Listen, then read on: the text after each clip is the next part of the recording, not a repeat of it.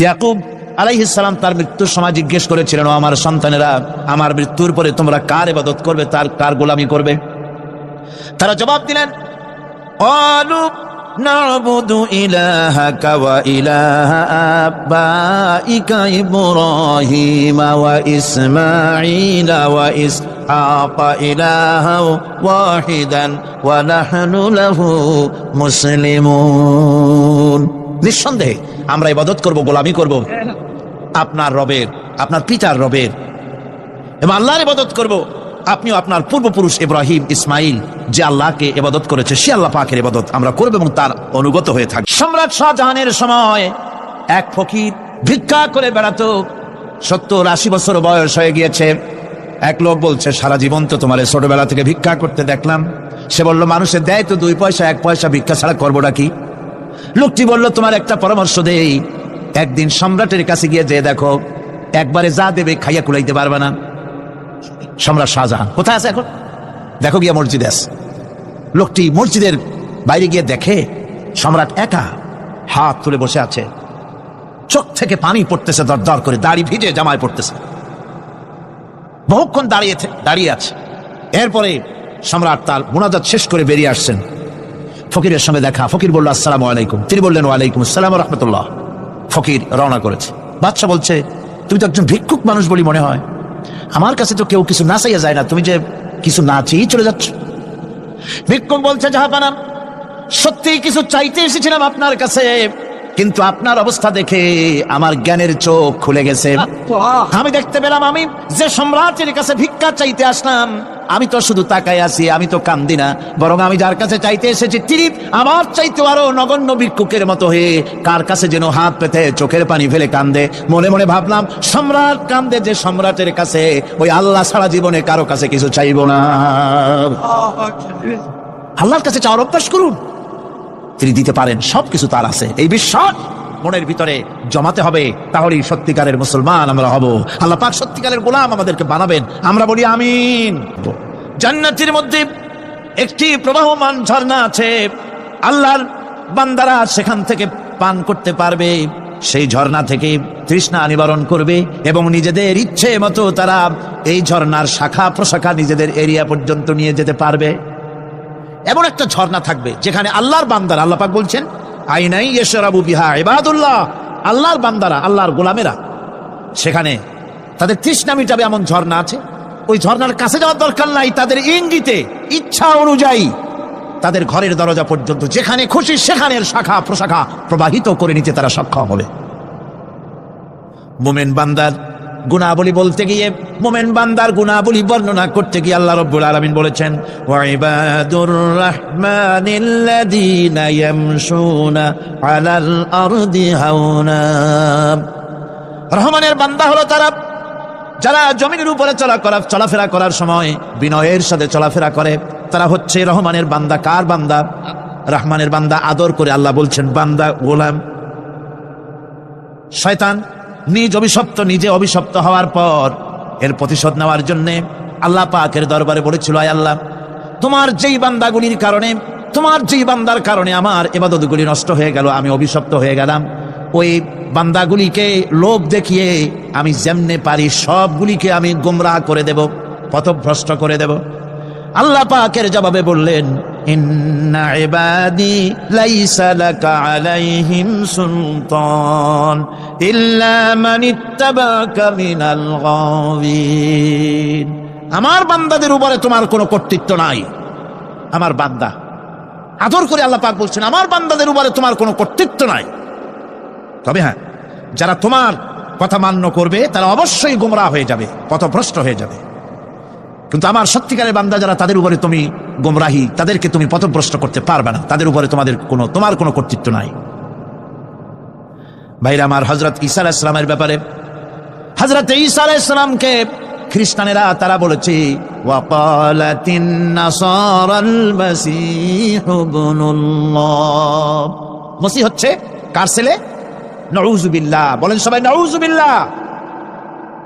তাকে যখন আল্লাহর ছেলে বলা হলো, আল্লাহর পুত্র বলা হলো, রব্বুল আলামিন তার জবাবে বললেন, ইন হুয়া ইল্লা আবদুন আনআমনা আলাইহি, তিনি তো একজন বান্দা, তিনি আমার বান্দা ছাড়া আর কিছুই নন, আমি তার প্রতি অনুগ্রহ করেছি। বান্দা, আমার বান্দা। আল্লাহ পাকের বান্দা হওয়ার ব্যাপারে কোন মানুষের লজ্জা থাকার কথা নয়। এমনকি আল্লাহ পাক ঈসা আলাইহিস সালাম সম্পর্কে বলছেন, লা ইয়াস্তানকিফাল মাসীহু আইয়াকুনা আবদান লিল্লাহি ওয়ালাল মালাইকাতুল মুকাররাবুন। মসিহ আল্লাহর বান্দা, তাতে কখনো বিন্দুমাত্র লজ্জা তিনি পোষণ করেন নাই যে আমি আল্লাহর বান্দা, আল্লাহর গোলাম। এটা একটা কথা হইল? এরকম লজ্জা তিনি পোষণ করেনি। এমনকি তার নিকটবর্তী ফেরেশতা যারা, তারাও আল্লাহর বান্দা গোলাম হওয়ার জন্য তাদের ভিতরে কোনো লজ্জা নাই। যারা নাকি আল্লাহর গোলাম, এই ব্যাপারে যাদের মধ্যে লজ্জার সৃষ্টি হয়, আল্লাহর গোলাম এটা কেমন কথা, বান্দা হওয়াটা কেমন কথা, যারা গোলামীকে অস্বীকার করে তাদের সম্পর্কে আল্লাহ পাক বলছেন, ওয়া মান ইয়াস্তানকিফ আন ইবাদাতিহি ওয়া ইয়াস্তাকবির ফাসায়াহশুরুহুম ইলাইহি জামিআ। কেউ যদি আল্লাহর বন্দেগী করার ব্যাপারে লজ্জা পোষণ করে, যদি লজ্জার কারণ মনে করে, অহংকার করে, গৌরব করে, তাহলে তারা পালাবে কোথায়, যাবে কোথায়? আমি কিয়ামতের দিন সবগুলিকে এক জায়গায় করে ফেলবো। সুতরাং আল্লাহ পাকের গোলামিতে আল্লাহ যে বান্দা বলে যখন ডাকেন, লজ্জার কোনো কারণ নাই। অহংকার যে করবে সে নিজেকে ধ্বংস করবে। আল্লাহ পাক সব নবীদেরকে নিজের বান্দা বলেছেন। নবীরা কি আল্লাহ পাকের বান্দা। হযরত ইউসুফ আলাইহিস সালাম সম্পর্কে আল্লাহ পাক বলছেন, কাযালিকা লিনাসরিফা আনহু আস-সুআ ওয়াল ফাহশা ইন্নাহু মিন ইবাদিনাল মুখলাসিন। এরূপই ঘটলো যাতে আমি ইউসুফ আলাইহিস সালামকে, আমার বান্দা, তাকে আমি নির্লজ্জতা ইত্যাদি থেকে আমি রক্ষা করেছি। নিশ্চয়ই হযরত ইউসুফ ছিল আল্লাহ পাকের বান্দা, আল্লাহ পাকের আব্দ। রাসূল করিম সাল্লাল্লাহু আলাইহি ওয়াসাল্লাম তিনি হচ্ছেন সর্বশ্রেষ্ঠ আল্লাহর পয়গম্বর। তার থেকে শ্রেষ্ঠ নবী আর কি কেউ আছে? জোরে বলেন, আছে? তার থেকে মাহবুব, তার থেকে শ্রেষ্ঠ আল্লাহর কাছে আর কেউ নাই। সেই নবীকে আল্লাহ রাব্বুল আলামিন কোরআনে কারীমের ভিতরে তাকে আব্দ বলেছেন। কি বলেছেন? অনেকগুলি আয়াত আছে যে আয়াতের ভিতরে আল্লাহ পাক তার নাম নেন নাই, নবী বলেন নাই, রাসূল বলেন নাই, শুধু বলেছেন আব্দ। যেমন ফাআওহা ইলা আবদিহি মা আওহা, অতঃপর তার বান্দার নিকট যা ওহী করার ছিল তা তিনি করলেন। সেই বান্দাকে মুহাম্মদ সাল্লাল্লাহু আলাইহি ওয়াসাল্লাম। অন্য আয়াতে আল্লাহ পাক বলছেন, ওয়া আন্নাহু লাম্মা কামা আবদুল্লাহি ইয়াদউহু কাদু ইয়াকুনুনা আলাইহি লিবাদা। আর এই আল্লাহর বান্দা যখন নামাজ পড়তে দাঁড়িয়ে গেল, আল্লাহকে ডাকার জন্য যখন দাঁড়ালো, তখন লোকেরা তার উপরে ঝাঁপিয়ে পড়লো। ঝাঁপিয়ে পড়ার জন্য প্রস্তুতি গ্রহণ করলো। এখানে আব বলা হয়েছে কাকে? মুহাম্মদ সাল্লাল্লাহু আলাইহি সাল্লামকে। এভাবে করে অন্য এক আয়াতে আল্লাহ পাক তার হাবিবকে আব বলছেন, বান্দা বলতেছেন, ইন কুনতুম ফি রাইবিম মিম্মা নাযালনা আলা আবদিনা। আমার বান্দার উপরে যে কিতাব নাজিল করেছি তাতে যদি তোমাদের কোনো সন্দেহ হয়। এই যে আমার বান্দার উপরে, ওই বান্দাকে বলেন সবাই? মুহাম্মদ রাসূলুল্লাহ সাল্লাল্লাহু আলাইহি ওয়াসাল্লাম। অন্য আয়াতে বলা হচ্ছে, তাবারাকাল্লাযী নাযালাল ফুরকানা আলা আবদিহি লিয়াকুনা লিল আলামিনা নাযীরা। অতীব বরকতপূর্ণ সেই মহান সত্তা যিনি তার বান্দার উপরে ফুরকান নাজিল করেছেন। কে সেই বান্দা? মুহাম্মদ সাল্লাল্লাহু আলাইহি ওয়াসাল্লাম। মেরাজের ঘটনা বলতে গিয়ে আল্লাহ রাব্বুল আলামিন বলতেছেন, সুবহানাল্লাযী আসরা বিআবদিহি লাইলাম মিনাল মাসজিদিল হারামি ইলাল মাসজিদিল আকসা। পবিত্র সেই মহান সত্তা যিনি তার বান্দাকে ইসরা করিয়েছেন। কে সেই বান্দা? মুহাম্মদ রাসূলুল্লাহ সাল্লাল্লাহু আলাইহি ওয়াসাল্লাম। সুতরাং আবদিয়াত, ইবাদত, গোলামি, এটা হচ্ছে মানুষের জীবনের সবচেয়ে বড় মর্যাদাকর খেতাব আল্লাহর পক্ষ থেকে আল্লাহর বান্দা হওয়া। গোলামি পরিপূর্ণরূপে হবে কেবলমাত্র আল্লাহ পাকের। এই গোলামির জন্যই আল্লাহ পাক আমাদেরকে সৃষ্টি করেছেন, অন্য কোনো কাজে আমাদেরকে সৃষ্টি করেন নাই। সেই জন্য আমাদেরকে গোলামি করতে হবে, আনুগত্য করতে হবে কেবলমাত্র কার বলুন তো? এই গোলামি যদি সঠিকভাবে করি, যদি বান্দারা যারা আল্লাহ পাকের বান্দা বলে, গোলাম বলে নিজেদেরকে দাবি করে, যদি সঠিকভাবে ইবাদতটা করা যায় তাহলে আল্লাহ তাদের জন্য কি ওয়াদা করেছেন শুনুন। দুনিয়ায় তাদেরকে আল্লাহ পুরস্কার দেবেন, আখিরাতেও দেবেন। এটা বন্ধ করে, দুনিয়া এবং আখিরাতে আল্লাহ পুরস্কার দেবেন।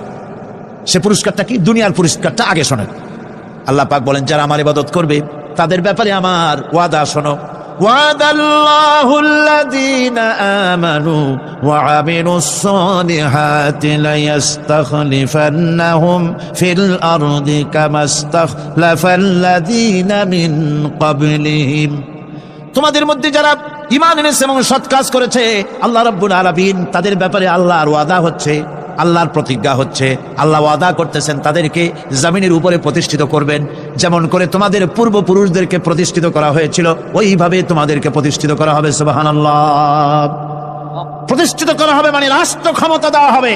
কি দেওয়া হবে? যদি গোলাম হও, যদি কি হও? গোলাম।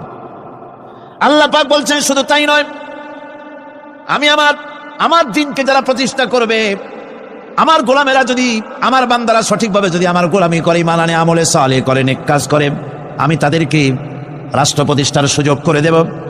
আর তাদের জন্য ভীতির পরিবর্তে, সন্ত্রাসের পরিবর্তে শান্তি কায়েম করে দেব। সুবহানাল্লাহ।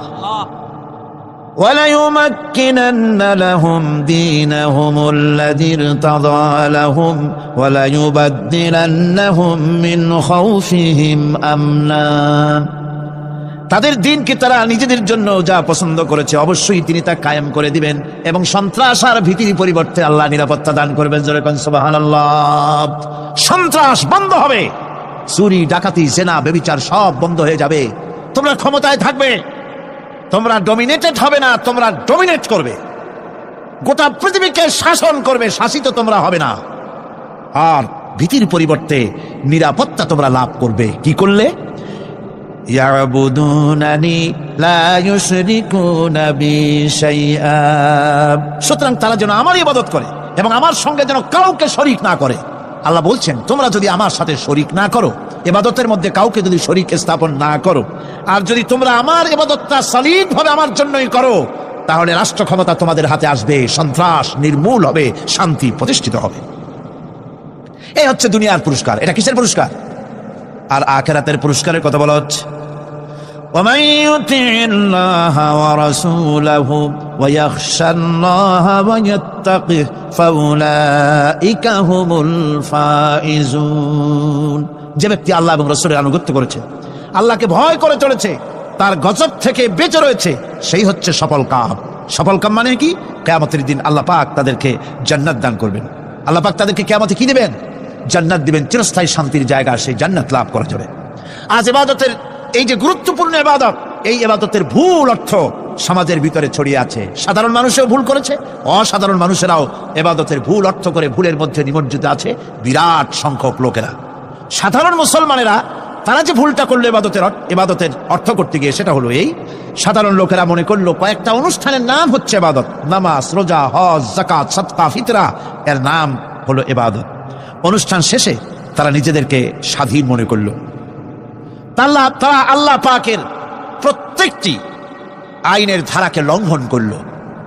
বছরে একবার রোজা রেখে, বছরে 1 মাস রোজা রেখে মনে করলো ইবাদত শেষ।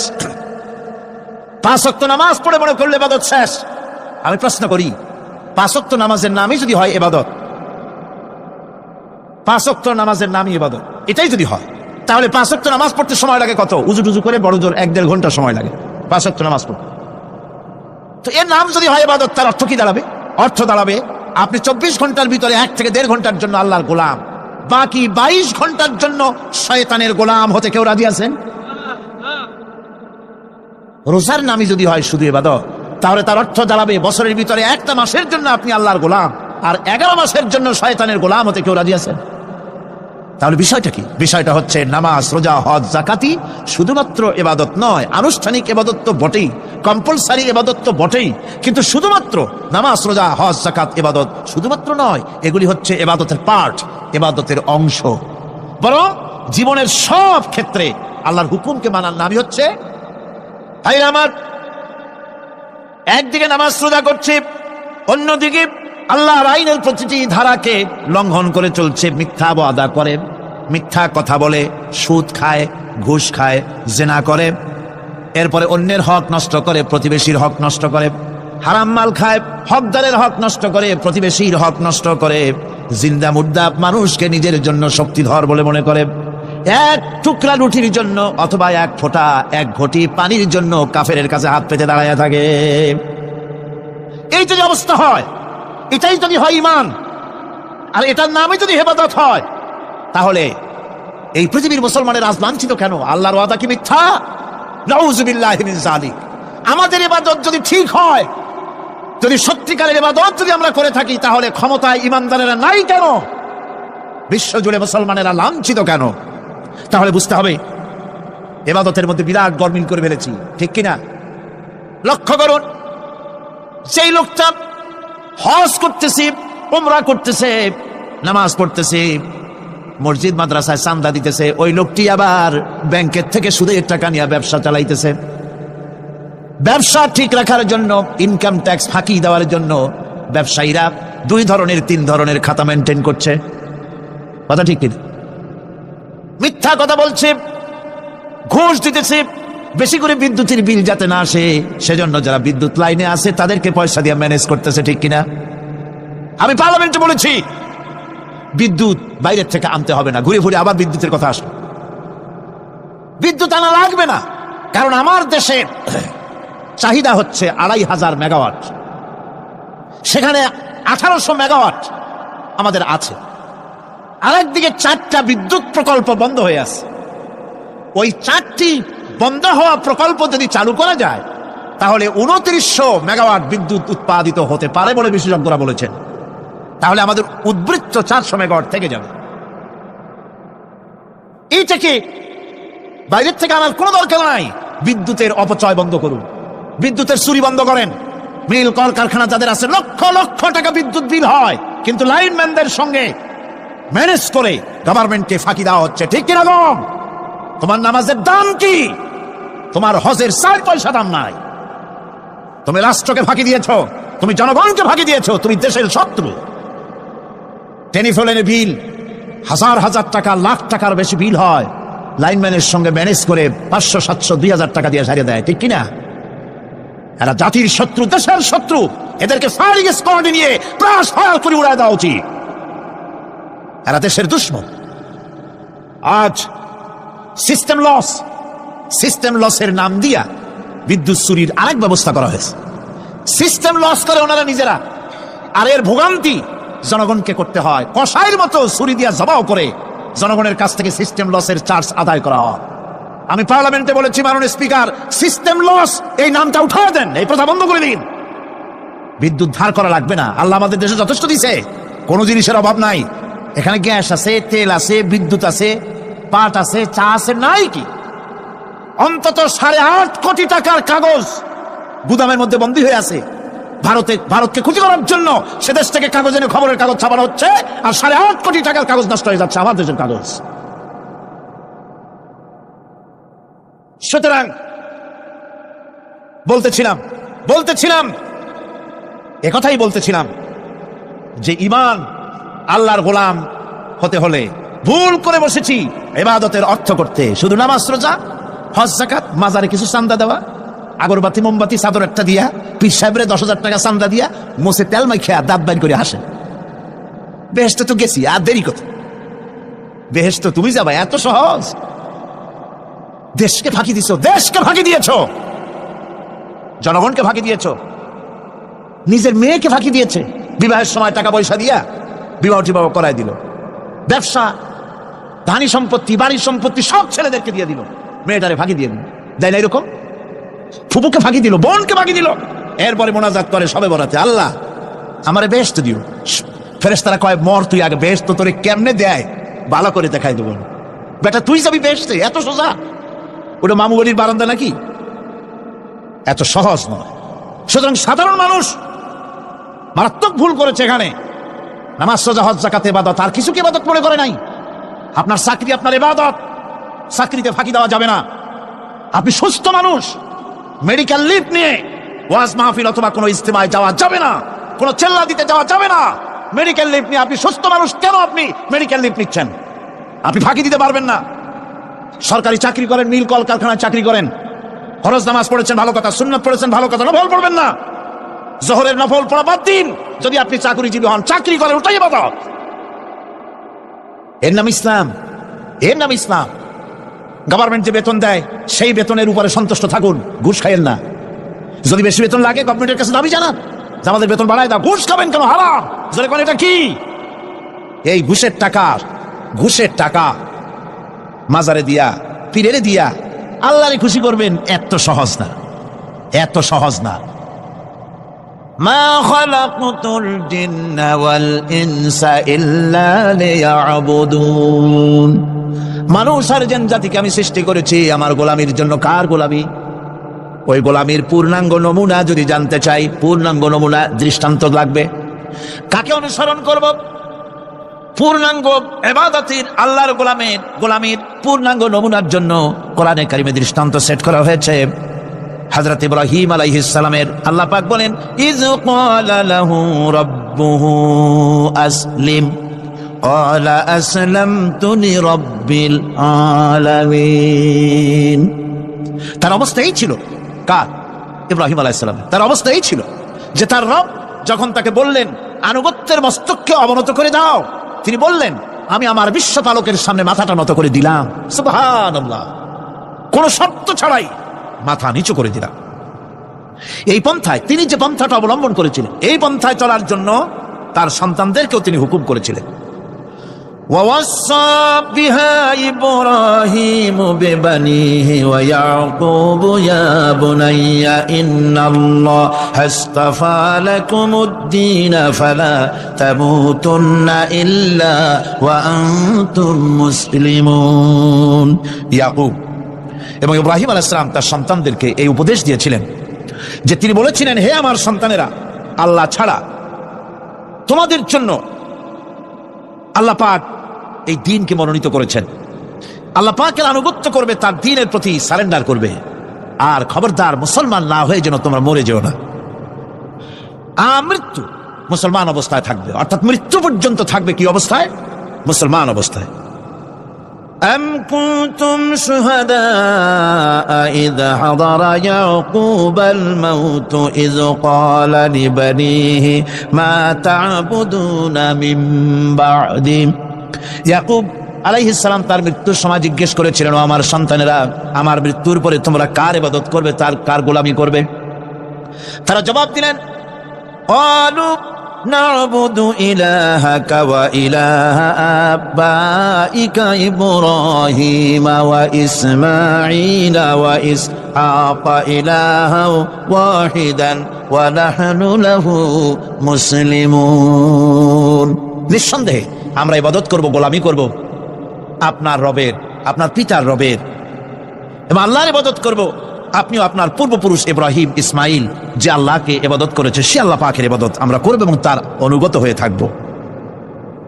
দাসত্ব এবং দাসত্বের গোলামির পূর্ণাঙ্গ নমুনা হচ্ছেন হযরত ইব্রাহিম আলাইহিস সালাম। আল্লাহর গোটা জমিন যখন শিরকের অন্ধকারে ডুবে গিয়েছিল, তখন হযরত ইব্রাহিম আলাইহিস সালাম তাওহীদের আলো জ্বালিয়ে দিয়েছিলেন। এই নিবেদিতদের ইমাম হিসেবে আল্লাহ পাক তাকে ঘোষণা দিলেন। কোরআনে কারীম বলছে, وَإِذَا ابْتَلَى إِبْرَاهِيمَ رَبُّهُ بِكَلِمَاتٍ فَأَتَمَّهُنَّ قَالَ إِنِّي جَاعِلُكَ لِلنَّاسِ إِمَامًا। ইব্রাহিমকে তার রব কয়েকটি বাক্য দিয়ে পরীক্ষা করলেন এবং তিনি সেই পরীক্ষাগুলোতে পাশ করলেন। তখন আল্লাহ রাব্বুল আলামিন তাকে বললেন যে আমি তোমাকে গোটা বিশ্ব মানবতার জন্য, গোটা বিশ্বের সমস্ত মানুষের জন্য আমি তোমাকে নেতা বানাবো। সুবহানাল্লাহি ওয়া বিহামদিহি। প্রথম পরীক্ষা হলো, গতকাল বলেছি, সে আগুনের পরীক্ষা। সেখানে আল্লাহ পাক তাকে পাশ করালেন, তিনি পাশ করলেন। দ্বিতীয় পরীক্ষা ছিল বিবি এবং নবজাতক সন্তানকে নিয়ে আল্লাহ হুকুম করলেন, এই বিবি আর বাচ্চারে নিয়ে মরুভূমিতে রেখে আসো। মরুভূমিতে যেখানে ঘর নাই, বাড়ি নাই, সেই জায়গায় বিবি এবং বাচ্চাকে রেখে যাওয়ার সময় তিনি বললেন, রব্বানা ইন্নী আসকানতু মিন যুররিয়াতি বিওয়াদিন গায়রি যী যারইন ইনদা বাইতিকাল মুহাররাম। হে আল্লাহ রাব্বুল আলামিন, আমি পানি এবং তরুলতাবিহীন এক মরুভূমির ভিতরে আমার বংশের একটি অংশকে এখানে রেখে গেলাম। তোমার ঘরের কাছে পুনর্বাসিত, আমি তাদের কাছে, এই ঘরের কাছে, সম্মানিত ঘরের কাছে রেখে গেলাম। পরীক্ষায় তিনি পাশ করলেন। হযরতে হাজরা প্রশ্ন করলেন, ইব্রাহিম, পানি নাই, খাবার নাই, মানুষ নাই, ঘর নাই, বাড়ি নাই, মরুভূমির ভিতরে আমাকে আমার বাচ্চারে ফেলে রেখে যাচ্ছ কেন? কোনো জবাব নাই। 2-3 প্রশ্ন করলেন। এরপরে তিনি আবার প্রশ্ন করলেন, বললেন, ইব্রাহিম, এটা কি আল্লাহর হুকুম নাকি? হযরত ইব্রাহিম আলাইহিস সালাম নিজের কলিজার টুকরা সন্তান আর বিবিকে রেখে যেতেছেন ভারাক্রান্ত মন নিয়ে। তিনি আকাশের দিকে আঙ্গুল উঁচু করে দেখালেন। হযরত হাজরা বুঝলেন তিনি তো আল্লাহর পয়গম্বর, আমার কোন অপরাধে এভাবে ফেলে যাওয়ার কথা নয়। তিনি বুঝলেন এটা আল্লাহর হুকুম। হযরতে হাজরা বললেন, ইব্রাহিম রে, নিশ্চিন্ত মনে বাড়ি ফিরে যাও, আমার মনে কোনো চিন্তা নাই, কোনো পেরেশানি আর এখন নাই। আল্লাহর হুকুমে যদি আমাকে এই মরুভূমির ভিতরে ফেলে যেয়ে থাকো, তাহলে আমি ওই আল্লাহর প্রতি এতটা ভরসা রাখি যে এই মরুভূমির ভিতরে জল পানি শূন্য, খাদ্য শূন্য জায়গায় আমি আমার বাচ্চাকে আল্লাহ রব্বুল আলামিন না খাওয়াইয়া মারবেন না। দ্বিতীয় পরীক্ষায় পাশ করল। 3 নম্বরে পরীক্ষা হলো, সন্তান বড় হয়ে গেছে, বুদ্ধি হয়েছে, দৌড়াতে পারে। আল্লাহ রাব্বুল আলামিন হুকুম করলেন, ছেলেকে জবাহ করো। কত বড় আগুনের পরীক্ষা! কোরআন শরীফ বলছে, হযরত ইব্রাহিম আলাইহিস সালাম নিজের ছেলেকে ডেকে নিয়ে বললেন, ইয়া বুনাইয়া ইন্নী আরা ফিল মানামি আন্নী আযবাহুক ফানজুর মাযা তারা। হে আমার কলিজার টুকরা সন্তান, আমি স্বপ্নে দেখেছি যেন আমি তোমাকে জবাহ করতেছি। তোমার রায় কি, তোমার মত কি, আমারে শোনাও। ছেলে পয়গম্বর, ছেলে তার জবাবে বললেন, ইয়া আবাতি ফাআল মা তু'মার সাতাজিদুনি ইনশাআল্লাহু মিনাস সাবিরিন। হে আমার আব্বাজান, আপনি যে ব্যাপারে স্বপ্নের ভিতরে আদিষ্ট হয়েছেন, আপনি তা কার্যকরী করুন। আমাকে এতটুকু অধৈর্যের মধ্যে পাবেন না, আমাকে ধৈর্যশীলদের মধ্যে পাবেন। আমারে আপনি আল্লাহর হুকুম পালন করেন। আল্লাহ পাক শোনাচ্ছেন, فلما أسلما وتله للجبين। পিতা পুত্র দুজনই রাজি হয়ে গেল। পিতা তার ছেলেকে কাঁধ করে গলার উপরে ছুরি ধরেছেন। আল্লাহ রাব্বুল আলামিন ইসমাইল জবাহ হোক, এটা আল্লাহ চান নাই, আল্লাহ চেয়েছেন পরীক্ষা করতে। পরীক্ষায় ইব্রাহিম পাশ হয়ে গেলেন। আল্লাহ পাক বলছেন, ওয়ানাদাইনাহু আইয়া ইব্রাহিম ক্বাদ সাদ্দাকতার রুইয়া ইন্না কাযালিকা নাজজিল মুহসিনিন। আমি ইব্রাহিমকে ডেকে বললাম, ইব্রাহিম, তুমি তোমার স্বপ্নকে বাস্তবে রূপ দিয়েছো, আর এভাবেই করি আমি মুহসিনিনদেরকে পুরস্কৃত করে থাকি। আল্লাহ পাক খুশি হলেন। আল্লাহ পাক বললেন, ইন্না হাযা লাবালাউল মুবিন। নিঃসন্দেহে এটি একটি বিরাট পরীক্ষা ছিল। ঠিক কি লাগান? আল্লাহ নিজে বলছেন এটা একটি বিরাট পরীক্ষা, আযীম ইমতিহান। সে ইমতিহানে তিনি পাশ করলেন। পরীক্ষায় উত্তীর্ণ হওয়ার জন্য রব্বুল আলামিন পুরস্কার দিয়ে দিলেন। আল্লাহ পাক বললেন, সালামুন আলা ইব্রাহিম। পড়েন সবাই, সালামুন আলা ইব্রাহিম। ইব্রাহিমের প্রতি আল্লাহ পাক বললেন, ইব্রাহিমের প্রতি সালাম রইল। সুবহানাল্লাহি ওয়া বিহামদিহি। ইবাদত এর আনুগত্যের এই উৎকৃষ্ট দৃষ্টান্ত স্থাপনের পর আল্লাহ পাক তার গোটা বিশ্বের মুসলমানদেরকে কিয়ামত পর্যন্ত ইব্রাহিম আলাইহিস সালামকে জাতির পিতা বানায়া দিলেন। সুবহানাল্লাহ, কইতে ইচ্ছা করে না? এরকমের পরীক্ষা কোন পিতারা দিতে পারছে নাকি? গোটা বিশ্বের সমস্ত মানব মণ্ডলীর জন্য আল্লাহ পাক ইব্রাহিম আলাইহিস সালামকে কিয়ামত পর্যন্ত জাতির পিতা হিসাবে ঘোষণা করেছেন। সুবহানাল্লাহ। মিল্লাতা আবিকুম ইব্রাহিম হুয়া সাম্মাকুমুল মুসলিমিন। তোমরা তোমাদের পিতা ইব্রাহিমের মিল্লাতের উপর প্রতিষ্ঠিত হও। আল্লাহ পাক বলছেন, তোমাদের পিতা ইব্রাহিমের মিল্লাতের উপরে প্রতিষ্ঠিত হও, আর আল্লাহই তোমাদের নাম রেখেছে মুসলমান। তোমরা হচ্ছে মুসলমান। আমাদের পরিচয়, ওই যে পরিচয়ের কথা আগে হয়ে গেছে, আমাদের পরিচয় আমরা মুসলমান। আমাদের পরিচয় কি? মুসলমান। এটা প্রথম পরিচয়। ইবাদতের পূর্ণাঙ্গ মাপকাঠি হিসেবে আল্লাহ পাক হযরত ইব্রাহিম আলাইহিস সালামকে দুনিয়াবাসীর সামনে পেশ করেছেন। কোরআন বলছে, ইহুদি এবং খ্রিস্টানেরা মুসলমানদেরকে বিভ্রান্ত করতে চায়। তারা বলে وقالوا كونوا هودا أو نصارى تهتدوا قل بل ملة إبراهيم حنيفا وما كان من المشركين ইহুদিরা বলে ইহুদি হও তবেই তোমরা সঠিক পথ পাবা, খ্রিস্টানের বলে খ্রিস্টান হও তবেই তোমরা সঠিক পথ প্রাপ্ত হবে। আল্লাহ পাক বলছেন এদের সকলকে বলে দাও বরং তোমরা সব পরিত্যাগ করে মিল্লাতে ইব্রাহিমের ভিতরে শামিল হয়ে যাও।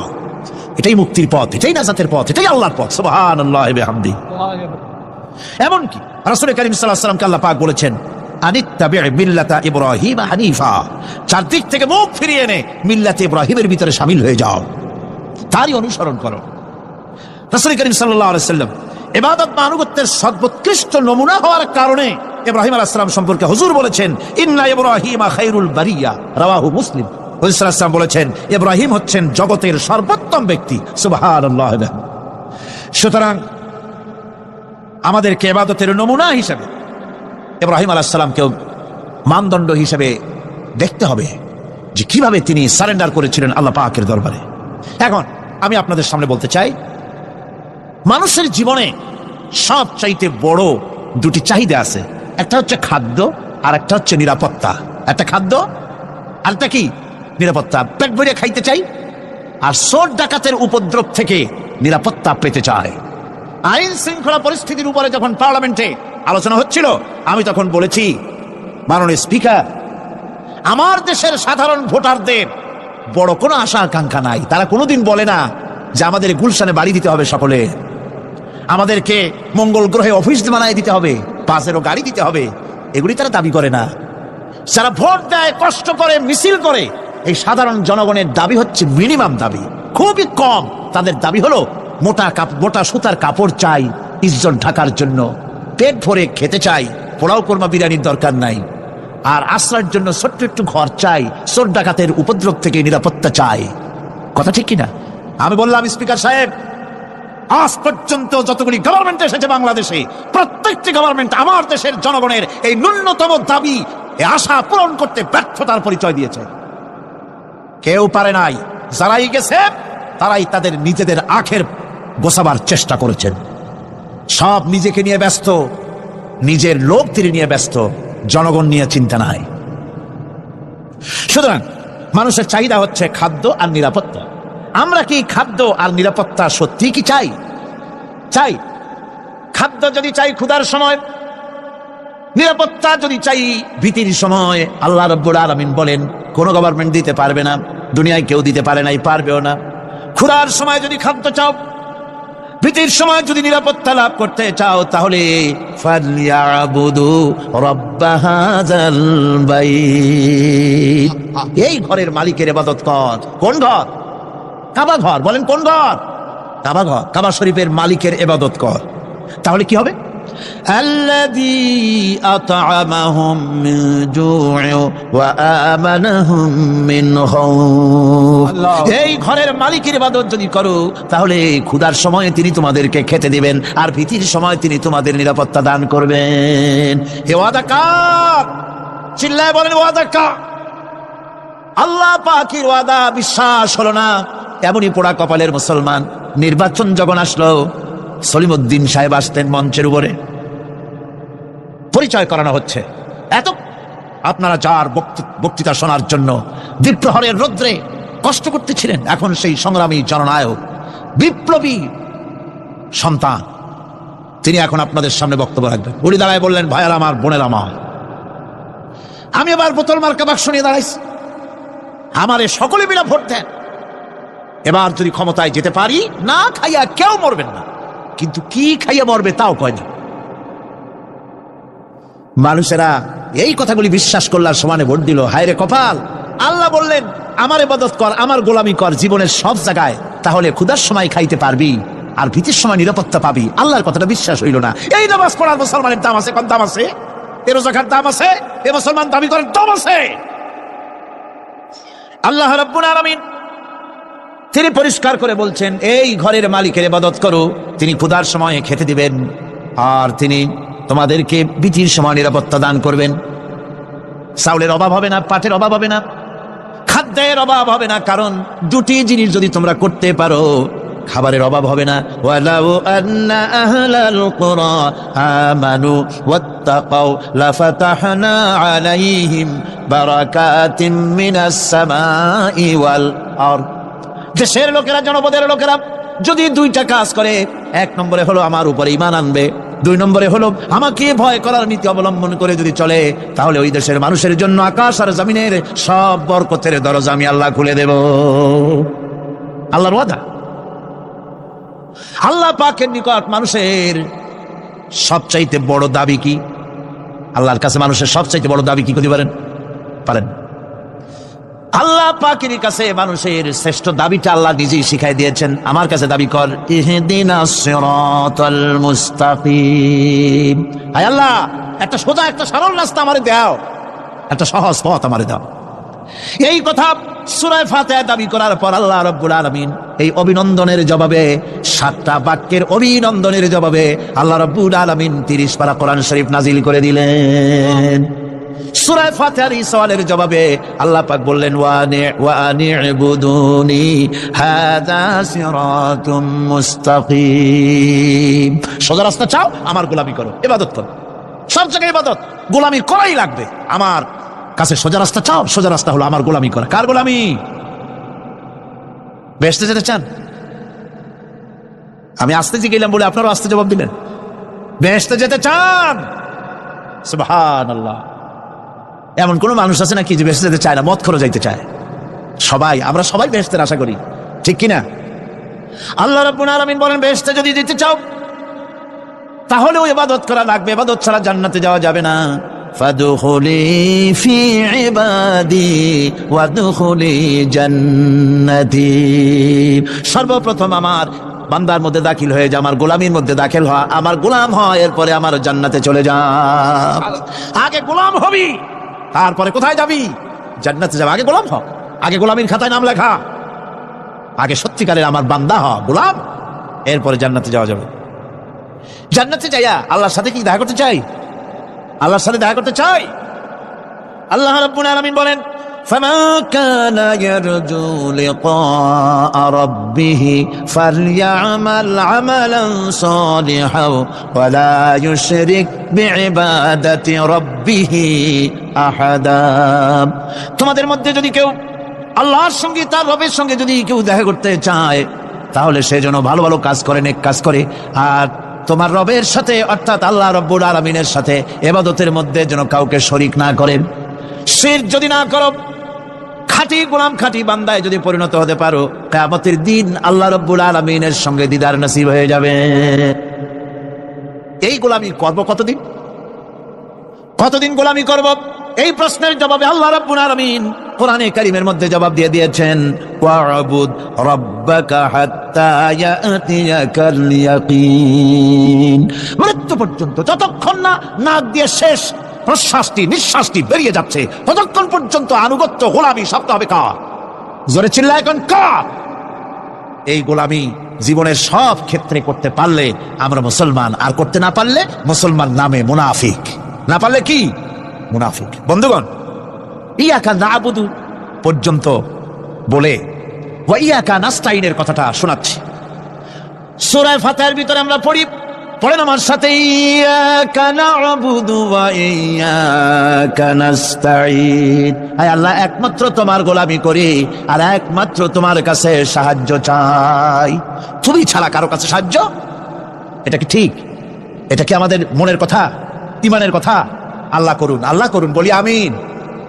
হাদিস শরীফে বলা হয়েছে, ইজা সাআলতা ফাসআলিল্লাহ ওয়া ইজা ইসতাআনতা ফাসতাইন বিল্লাহ।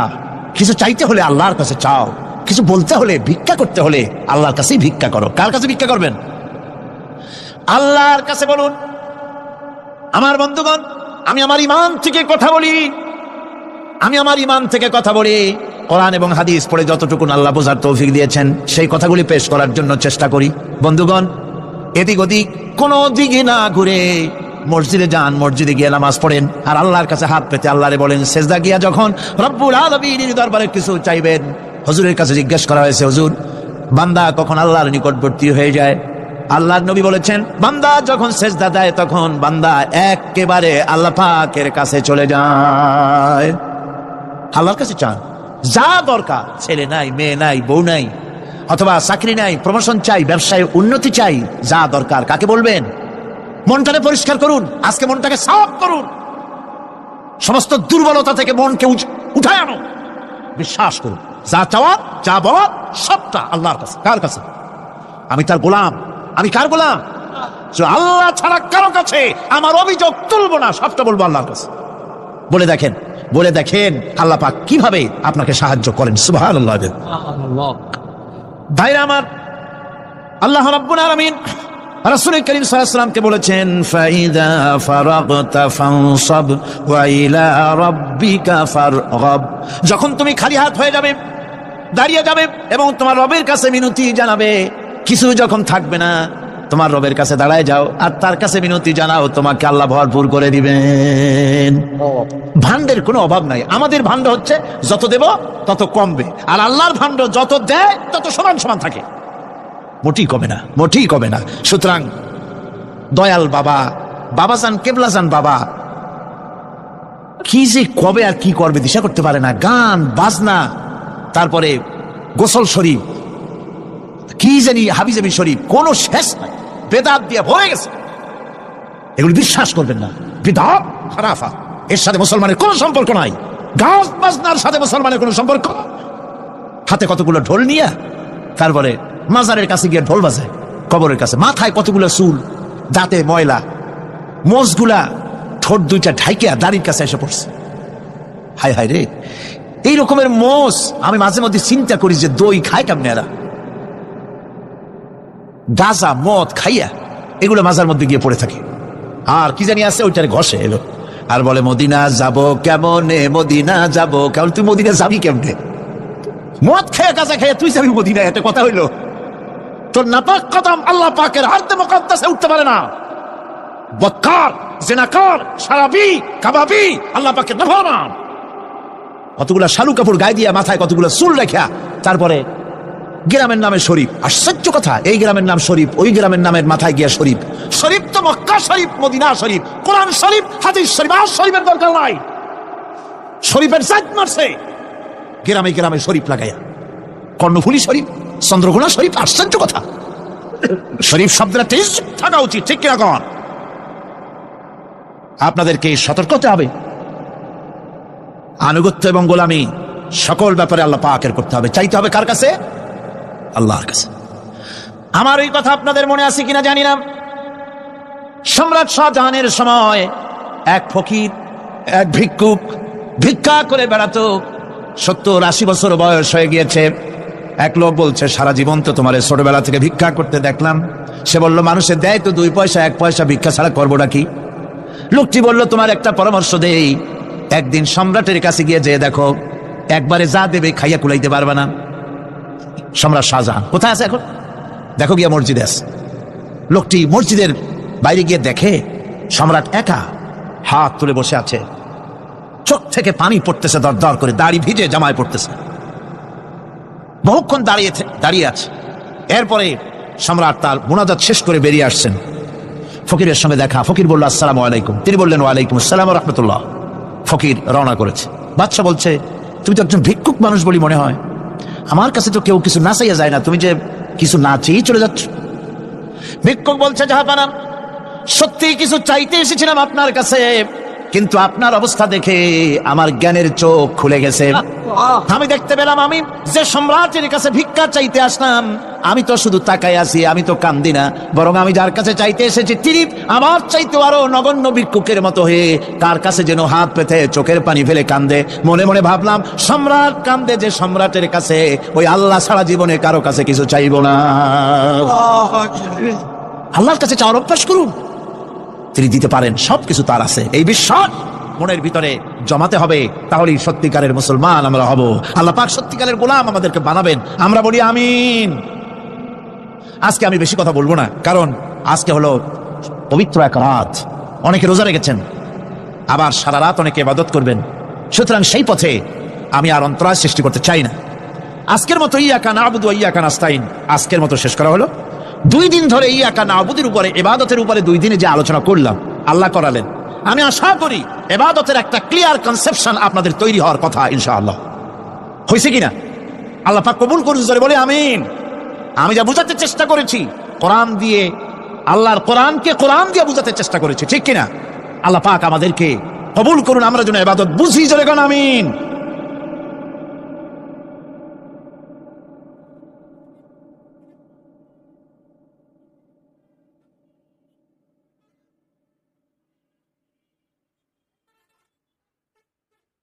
আবু আইয়ুব আনসারীর ঘরের সামনে গিয়ে ওঠ দাঁড়িয়ে গেল। আপনারা আছেন আমার সাথে? আবু আইয়ুব আনসারী আল্লাহর নবীর আসবাবপত্র সব ঘরে নিয়ে গেলেন। রসুল মদিনাতে এসেছে, একটা বাড়িতে অবস্থান করতেছে। সংবাদ সারা মদিনায় ছড়িয়ে পড়লো, দলে দলে লোকজন রসুলের সঙ্গে সাক্ষাৎ করতে আসলো। এদের ভিতরে অমুসলিমও ছিল, মুশরিক ছিল, ইহুদি ছিল, খ্রিস্টান ছিল। ইহুদিদের একটা দল, ওই কমিউনিটির ইহুদিদের ভিতরে সবচাইতে বড় যিনি আলেম ছিলেন, জ্ঞানী ছিলেন, বড় নেতা ছিলেন, নাম ছিল আব্দুল্লাহ ইবনে সালাম। কি নাম? যুবকরা কথা বলতেছে না, কি নাম? আব্দুল্লাহ ইবনে সালাম রসুলের সঙ্গে সাক্ষাৎ করলেন, আপাদমস্তক দেখলেন, চেহারার দিকে তাকিয়ে বললেন, মুহাম্মদ সাল্লাল্লাহু, আমি ইহুদিদের নেতা, আমার আদেশে হাজার হাজার ইহুদি অনুসরণ করে। মদিনার কমিউনিটিতে আমি সবচেয়ে বড় আলেম, তাওরাতের হাফেজ। আমি আপনাকে 3টি প্রশ্ন করব। আমার বিশ্বাস নবী সারা পৃথিবীর কেউ এই 3টি প্রশ্নের অ্যান্সার জানে না। একমাত্র নবীরা এই 3টি প্রশ্নের অ্যান্সার বলতে পারবে, পৃথিবীর আর কেউ পারবে না। আপনি যদি সত্যিকার অর্থে রাসূল হবেন, নবী হবেন, তাহলে আমার প্রশ্নের জবাব দিন। রাসূল বললেন, তুমি প্রশ্ন করো। তিনি বললেন, আমার প্রথম প্রশ্ন হলো, আউয়ালু আশরাতুস সাআ মা হিয়া? মা হিয়া আউয়ালু আশরাতুস সাআ? কিয়ামত তো হবেই, পৃথিবী ধ্বংস তো হবেই, সাধারণ পৃথিবী আসমান জমিন সহকারে সব ধ্বংস হয়ে যাবে। কিন্তু কিয়ামত ধ্বংস, পৃথিবী ধ্বংস হওয়ার আগে কিছু কিছু আলামত ঘটবে। কিয়ামত, পৃথিবী ধ্বংস হওয়ার আগে বড় বড় কিছু আলামত সংঘটিত হবে। তার ভিতর থেকে পৃথিবী ধ্বংসের কিয়ামতের বড় বড় আলামতের প্রথম আলামতটা কি? দ্বিতীয় প্রশ্ন, ইয়া রাসূলুল্লাহ, আউয়ালু তুআমিন ইয়াকুলু আহলুল জান্নাহ? জান্নাতের সেই প্রথম খাদ্য কি, যেটা জান্নাতীরা প্রবেশ করেই খাবে? তৃতীয় প্রশ্ন হলো, মা হিয়া ইয়ানজাউল ওয়ালাদু ইলা আবিহি ওয়া ইলা উম্মিহি? কখন সন্তান তার মায়ের মতো হয়, কখন সন্তান তার বাবার মতো হয়? রাসূল বললেন, আব্দুল্লাহ ইবনে সালাম, তুমি এখন আমারে প্রশ্ন করেছো, কিছুক্ষণ আগে জিবরাইল তোমার প্রশ্নের অ্যান্সারগুলি আমারে জানিয়ে দিয়ে গিয়েছে। তোমার প্রশ্ন হচ্ছে কিয়ামতের প্রথম আলামত কি? আছেন আপনারা? কিয়ামত তো হবেই, এটাকে অস্বীকার করার কোনো সুযোগ, কিন্তু কবে হবে, কখন হবে?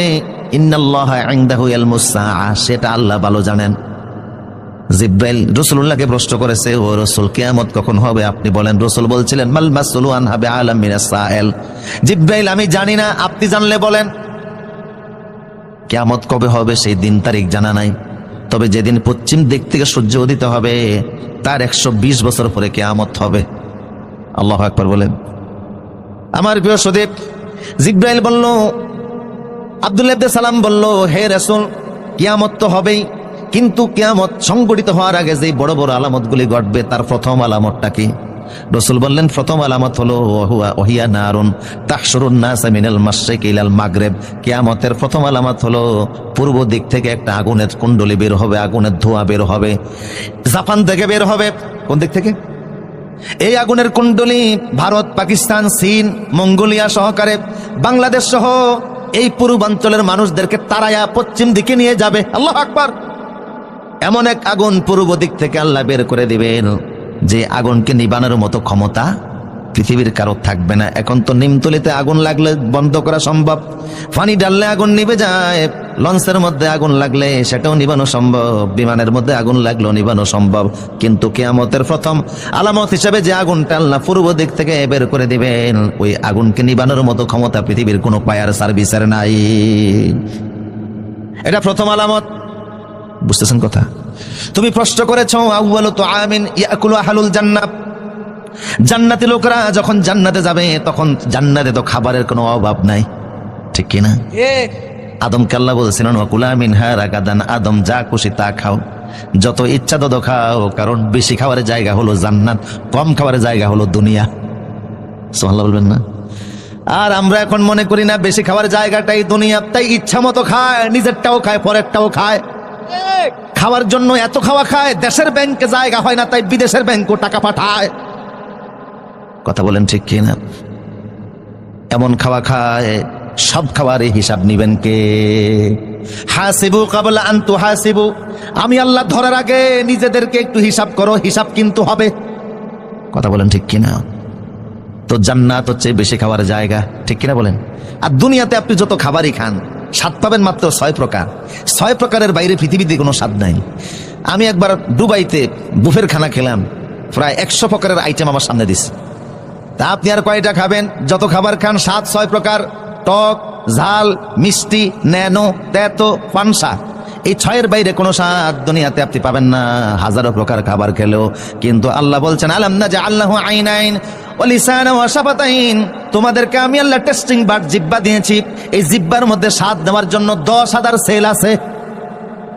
দুনিয়াতে পাইলেন মাত্র 6 প্রকার, বাকি যত স্বাদ আছে 9,994 প্রকার স্বাদ আল্লাহ জান্নাতে দান করে দিবে। তা আমরা বেশি খাই অবশ্য নিজের বাড়িতে না, আরেকজনের বাড়িতে, ঠিক কিনা বলেন? কম খাবেন, বরকত আছে না নাই? এক জায়গায় মেজবানির আয়োজন হয়েছে, গৃহকর্তা আসছে আমেরিকা থেকে, গরু লাগে গ্রামবাসীর 5টা, উনি জবাই করছে 10টা। এর মধ্যে 2 গ্রামের মানুষ আমন্ত্রিত, 1 গ্রামের লোকেরা রাগ করে আসে নাই। উনি বললেন ঠিক আছে, বাকি গ্রামে যারা আছে ইচ্ছে মতো খাও। এরা দেখলো ফলাও খেয়ে আর লাভ কি, শুধু গোস্ত। এক লোক এমন খাওয়া খাইছে, এখন দম ছাড়তে পারে না, নাকের আগা দিয়া দম আসে আর যায়। ও শীতইয়া শুইয়া উপরের দিকে মুখটারে কাট করে দিয়া আজরাইলে ডাকতে আছে। পরিস্থিতি বড় জঘন্য, যে কোনো সময় লাশ হইতে পারে। লোকজন বলল জমিদার সাহেব আপনি যে আয়োজন করছেন, এত সম্মানের চাইতে আরো তো বেজ্জিত হওয়ার সম্ভাবনা বেশি। এই লোক যদি এখন মারা যায়, পত্র পত্রিকায় ফেসবুকে আপনার বিরুদ্ধে কথা উঠবে, তাড়াতাড়ি আরে সুস্থ করেন। উনি ডাক্তার ডেকে আনলেন, ডাক্তার ও চেহারা দেখা কয় বুঝতে পারছে একটু বেশি খেয়েছি আর কি, সমস্যা নাই, মাত্র 5 মিনিটের কাজ। আমি একটা ট্যাবলেট বানাইছি, তুমি যদি এটা গিলে ফেলো 5 মিনিটের মধ্যে ফ্যাট ক্লিয়ার হয়ে যাবে। উনি কয় ডাক্তার আমাদের কোনো আক্কল আছে, এত বড় ট্যাবলেটটা খাইতে ফেললে আমি তো গোস্ত আরেক টুকরা খাইতাম। হযরতে ওমর মদিনাতে একজন ডাক্তার গিয়েছিল, মিশরের বাদশা মুকাউকাস মদিনাতে ডাক্তার পাঠাইছে মদিনার মুসলমানদের চিকিৎসার জন্য। 6 মাস চেম্বার খুলে ডাক্তার বসেছিল, কোনো রুগী তালাশ করে পায় নাই। ওমর কে বলল, ওমর তোমাদের মদিনার মুসলমানরা কেউ অসুস্থ হয় না? ওমর বলল, শোনো আমরা সেই জাতি যারা রাসূলের সুন্নত তরিকায় খাবার খাই। লা নাকুলু হাত্তা নাজুয়া, আমরা খিদা না লাগলে খাই না, আবার খিদা থাকতে থাকতে খাবার পরিহার করি। রাসূলের সুন্নত অনুযায়ী খাবার খেলে কঠিন রোগে আক্রান্ত হওয়ার কোনো সম্ভাবনা নাই। আমার প্রিয় সদে, কষ্ট হচ্ছে নাকি আপনাদের? আব্দুল্লাহ ইবনে সালাম, তুমি প্রশ্ন করেছো জান্নাতীদের প্রথম খাদ্য কি হবে? জান্নাতেতে কোনো খাবারের অভাব নাই, কিছু খাবার হবে ও উতুবি মুতাশাবিহা, দুনিয়ার খাবারের মতো কিছু খাবার থাকবে, দেখলে চিনা যাবে এটা দুনিয়াতেও খাইছি। আবার কিছু খাবার থাকবে মালা আইনুন রাআত ওয়ালা উযুনুন সামিয়াত ওয়ালা খাতারা আলা কালবি বাশার, চোখেও দেখো নাই, এমন হাজারো আইটেম জান্নাতে আছে না নাই? কিন্তু সর্বপ্রথম যে খাবারটা আল্লাহ জান্নাতীদের মুখের সামনে তুলে ধরবেন সেটা হলো কাবাতে হুত। কিছু মাছ আছে, দামি কিছু মাছ থাকবে জান্নাতে, ওই মাছের কলিজার পাশে অতিরিক্ত একটা অংশ থাকবে, এটা বড় দামি জিনিস, কলিজা না, মাছের কলিজার পাশে অতিরিক্ত চর্বিযুক্ত একটা অংশ থাকবে, ওই জিনিসটা এত স্বাদ হবে, ওইটা দ্বারা জান্নাতীদেরকে আল্লাহ সর্বপ্রথম আপ্যায়ন শুরু করবে। তোমার প্রশ্ন হচ্ছে সন্তান কখন বাবার মতো হয়, সন্তান কখন মায়ের মতো হয়? অনেক সময় সন্তানদের চেহারা বাবা মার চেহারার কাছাকাছি হয় না? রাসূল বললেন যে দেখো, ফিতার পৃষ্ঠদেশ থেকে যখন এক স্পাম বের হয়, ইয়াখরুজু মিন বাইনিস সুলবি ওয়াত তারাইব, আর মায়ের বক্ষপিঞ্জ থেকে ওবাম বের হয়, এটা ভাইজিনাল লিকুইড, এটা যদি বের হয়, বাবারটা যদি স্পামটা যদি আগে বের হয় তাহলে সন্তান বাবার চেহারার মতো হয়, যদি মা ওবামটা আগে বের হয় তাহলে সন্তান মায়ের মতো হয়। আম মজলিসে এর চাইতে আর অন্য কোনো ভাষায় আমার বলার সুযোগ নাই। আব্দুল্লাহ ইবনে সালাম বললেন, হে রাসূল, আপনি যা বলছেন হুবাহুব তাওরাতের সাথে মিলে গেছে, আমি সাক্ষ্য দিচ্ছি আপনি আল্লাহর রাসূল। হাত ইয়াদাক, আপনার হাত আগে দেন, আমারে পড়েন আশহাদু আল্লা ইলাহা ইল্লাল্লাহু ওয়াহদাহু লা শারীকা লাহু ওয়া আশহাদু আন্না মুহাম্মাদান আবদুহু ওয়া রাসূলুহু। কালেমা পড়ে তিনি মুসলমান হয়ে গেলেন। বললেন, হে রাসূল, আমি যে মুসলমান হয়ে গেলাম, আমি আগের থেকেই জানি যে আপনি আল্লাহর রাসূল। শুধু আমি নই, তামাম মদিনাতে এমন কোন ইহুদি নাই যে আপনারে চিনে না, কারণ তাওরাতে, ইনজিলে, আসমানি কিতাবে আপনার হুবাহুব যা বর্ণনা হয়েছে বাস্তব মুহাম্মদ। ইহুদিরা রাসূলকে কেমন চিনা চিনতো, আমার সাবজেক্ট খুব গুরুত্বপূর্ণ, তারপরে লোভ সামলাতে পারতেছেন। একটা হাদিস শোনাচ্ছি আপনাদেরকে, কষ্ট হচ্ছে মনে হয় আপনাদের। রাসূল সাল্লাল্লাহু আলাইহি ওয়াসাল্লাম যখন খাইবার বিজয় করলেন, খাইবার মদিনা থেকে প্রায় 70 কিলোমিটার দূর। খাইবার বিজয়ের পরে গনিমতের মাল হিসাবে যত সম্পদ, নারী আর শিশু মুসলমানদের হাতে আসলো, এগুলি বন্টিত হয়ে গেল। এর মধ্যে কিছু নারীরা ছিল, তারাও সাহাবীদের মাঝে বন্টিত হলো। আপনারা বুঝতেছেন কথা? তার মধ্যে একজন নারী হযরত সাফিয়া রাদিয়াল্লাহু তাআলা আনহা, তিনি আমাদের আম্মা জান উম্মুল মুমিনিন, তিনি হযরত দাহিয়া কালবির ভাগে বসছেন। হযরত সাফিয়া রাসূলুল্লাহর কাছে প্রস্তাব পাঠালেন যে, আমরা এখন পরাজিত, আমার বাপ দাদা আপনার হাতে মারা গেছে, গোটা খাইবার কমিউনিটি আপনার হাতে চলে গেছে, ধন সম্পদ যা পাইছেন সব ভাগ করে নিয়েছেন, কোনো আপত্তি নাই, কিন্তু আমি একজন নারী, সাধারণ নারী না। আমার বাবা হচ্ছে হুয়াই ইবনে আখতাব, যিনি গোটা ইহুদিদের নেতা, প্রেসিডেন্ট এই এলাকার। আমি হারুন নবীর বংশধর, মুসা আলাইহিস সালামের বড় ভাই হারুনের বংশধর আমি। কাজে আমারে জাত্তার কাছে তো আপনি বিয়ে দিতে পারেন না।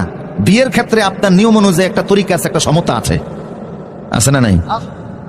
সমতা নাই বিদায়ী আজকে আমাদের দেশে ডিভোর্সের সংখ্যা বাড়তেছে। অপরিপক্ক বয়সে ছেলে মেয়ে প্রেম করে এমন এক জায়গায় চলে যায়, বাবাও অনেক সময় লোক লজ্জায় শরমে পরিচয় পর্যন্ত দিতে পারেন, এরকম আছে না নাই?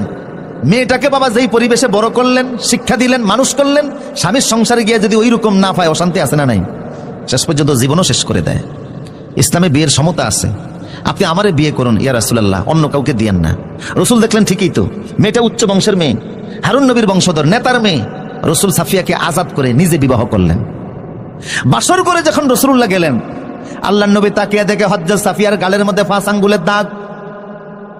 রাসূল বললেন, সাফিয়া রে, তোমার গালের মধ্যে এত জোরে কে মেরেছে? 5 আঙ্গুলের দাগ লেগে আছে। সাফিয়া বললে, ইয়া রাসূলুল্লাহ, আজকে সকালবেলা খাইবার আপনারা বিজয় করেছেন, গতকাল রাতে আমি আমার পূর্বের স্বামী ইহুদি স্বামীর সঙ্গে ঘুমিয়েছিলাম। রাত যখন গভীর হয়ে গেল, আমি একটা স্বপ্ন দেখলাম। কি স্বপ্ন দেখেছ? স্বপ্নের কথা বলতেই স্বামী আমার গালে থাপ্পড় লাগিয়েছিল। কি এমন স্বপ্ন দেখলা যে তোমার স্বামী তোমাকে থাপ্পড়ে দিল? সাফিয়া বলছে রাদিয়াল্লাহু তাআলা আনহা, ইয়া রাসূলুল্লাহ, আমি স্বপ্নের মধ্যে দেখি আকাশের চাঁদ নামতে নামতে, আকাশ থেকে চাঁদটা নামতে নামতে আমার ডান কোলের মধ্যে চলে এসেছে। আমি এই স্বপ্ন দেখার পরে ঘুম থেকে জেগে গেলাম, আচমকা আমার ঘুম ভেঙে গেল। স্বামীকে ডেকে বলছে, স্বামী রে, কি স্বপ্ন দেখলাম? আকাশের চাঁদ আমার কোলের মধ্যে চলে এসেছে। স্বামীর শরীরে যেই পরিমাণ শক্তি ছিল, সমস্ত শক্তি একত্রিত করে আমার ডান গালে 5 আঙ্গুল দিয়ে একটা থাপ্পড় বসিয়ে দিয়ে বলল, আহারে, তোর নিয়ে আমার দুঃখ হয়, তুই তো আমার থাকবি না, তুই অচিরেই মুহাম্মদের স্ত্রী হয়ে যাবি। আমার ইহুদি স্বামী সেও বুঝতে পেরেছে এই চাঁদ পৃথিবীর আর কেউ হতে পারে না, এই চাঁদ হচ্ছে মুহাম্মদ সাল্লাল্লাহু আলাইহি সাল্লাম। আল্লাহু আকবার। ইয়ারিফুনাহু কামা ইয়ারিফুনা আবনাআহুম। ওরা ওদের সন্তানদেরকে এতটা চিনতো না, আপনি যে রাসূল তারা এইভাবে জানতো। বুঝতেছেন কিনা? প্রসূতি আব্দুল্লাহ ইবনে সালাম বলছে, আপনি যে আল্লাহর রাসূল ওরা ভালো করে জানেন, কিন্তু ওরা গাদ্দারি করে, এদের পুরানো রীতি, ঠিক কিনা বলেন? এরা একদিনে পৃথিবীর 112 জন নবীকে হত্যা করেছে। এই ইহুদি জাত, পৃথিবীর এমন কোন মানুষ নাই, এমন কোন যুগ নেই যেই যুগে মানুষকে কষ্ট দেয় নাই। আজকের পৃথিবীতে এরা সবচেয়ে বেশি অশান্তির কারণ। ইউক্রেনে হামলা হয়েছে, আমি যুদ্ধ বন্ধ হইতে দোয়া করি নাই। এর আগে ইরাকে হামলা হয়েছে, দোয়া করছে, কথা কোন ঠিক কিনা? আফগানে হামলা হয়েছে, দোয়া করছে। কারণ ইউক্রেনের মূলত যুদ্ধ ইহুদি আর নাস্তিকদের যুদ্ধ, কথা বলেন ঠিক কিনা? 1991 সালে মার্কিন যুক্তরাষ্ট্রে একজন নাগরিক একটা বিড়ালকে হত্যা করেছিল। সেই অপরাধে ওই নাগরিকের বিরুদ্ধে মামলা হয়েছে মার্কিন যুক্তরাষ্ট্রে। $6,000 মার্কিন তার বিরুদ্ধে জরিমানা হয়েছে। বিড়াল হত্যার অপরাধে মার্কিন আদালতে বিচার হয়, $6,000 মার্কিন জরিমানা হয়। অথচ 2.5 বছরে ইতিহাসের জঘন্যতম নিকৃষ্ট পাপিষ্ঠ মিস্টার বুশ ইরাকে 18 লক্ষ মুসলমানকে হত্যা করেছে, তার বিরুদ্ধে মামলা বিচার হওয়া তো দূরের কথা, মার্কিন আদালতে একটা মামলাও হয় নাই। কথা বলেন ঠিক কিনা? তোমাদের এই জাতিসংঘ এটাকে আমরা খ্রিস্টান ক্লাব মনে করি, এছাড়া আর কিছু নয়। তবে দুঃখ লাগে আজকের পৃথিবীর প্রায় 70% সম্পদ মুসলমানদের হাতে। 57টি স্বাধীন মুসলিম দেশ, তেল গ্যাস সহকারে আল্লাহ কি আমাদেরকে দেন নাই? আমরা ঐক্যবদ্ধ হলে কাফের মুশরিক পালিয়ে যাওয়ার রাস্তা খুঁজে পেত না। প্রিয় ইম্পর্টেন্ট আলোচনা সামনে, একটু কষ্ট দিচ্ছি আপনাদেরকে, যদি একটু সামনের দিকে আসতেন। জায়গা কম হয়ে গেছে, হ্যান্ডেল বড় করলে ভালো হতো। আমানুল্লাহপুরের ভাইরা যার যার আমানত নিয়ে সামনে আসেন, জুতা, মোবাইল, মানি ব্যাগ, চশমা, ছাতাও যদি থাকে সামনের দিকে আসেন, একটু ফাঁকা জায়গাগুলি পূরণ করে সামনের দিকে আগে বসেন, যেহেতু দাঁড়ানো ভাইরা, পিছনের ভাইরা এসে বসতে পারে। শব্দ হবে না, আওয়াজ হবে না।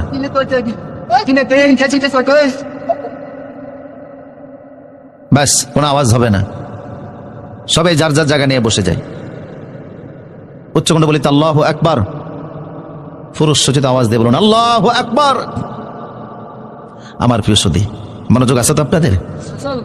আব্দুল্লাহ ইবনে সালাম বলল, হে রাসূল, ওরা যদিও জানে তারপরে আপনাকে ওইভাবে তারা রিসিভ করবে না, কারণ এই গাদ্দারি তাদের পুরাতন অভ্যাস।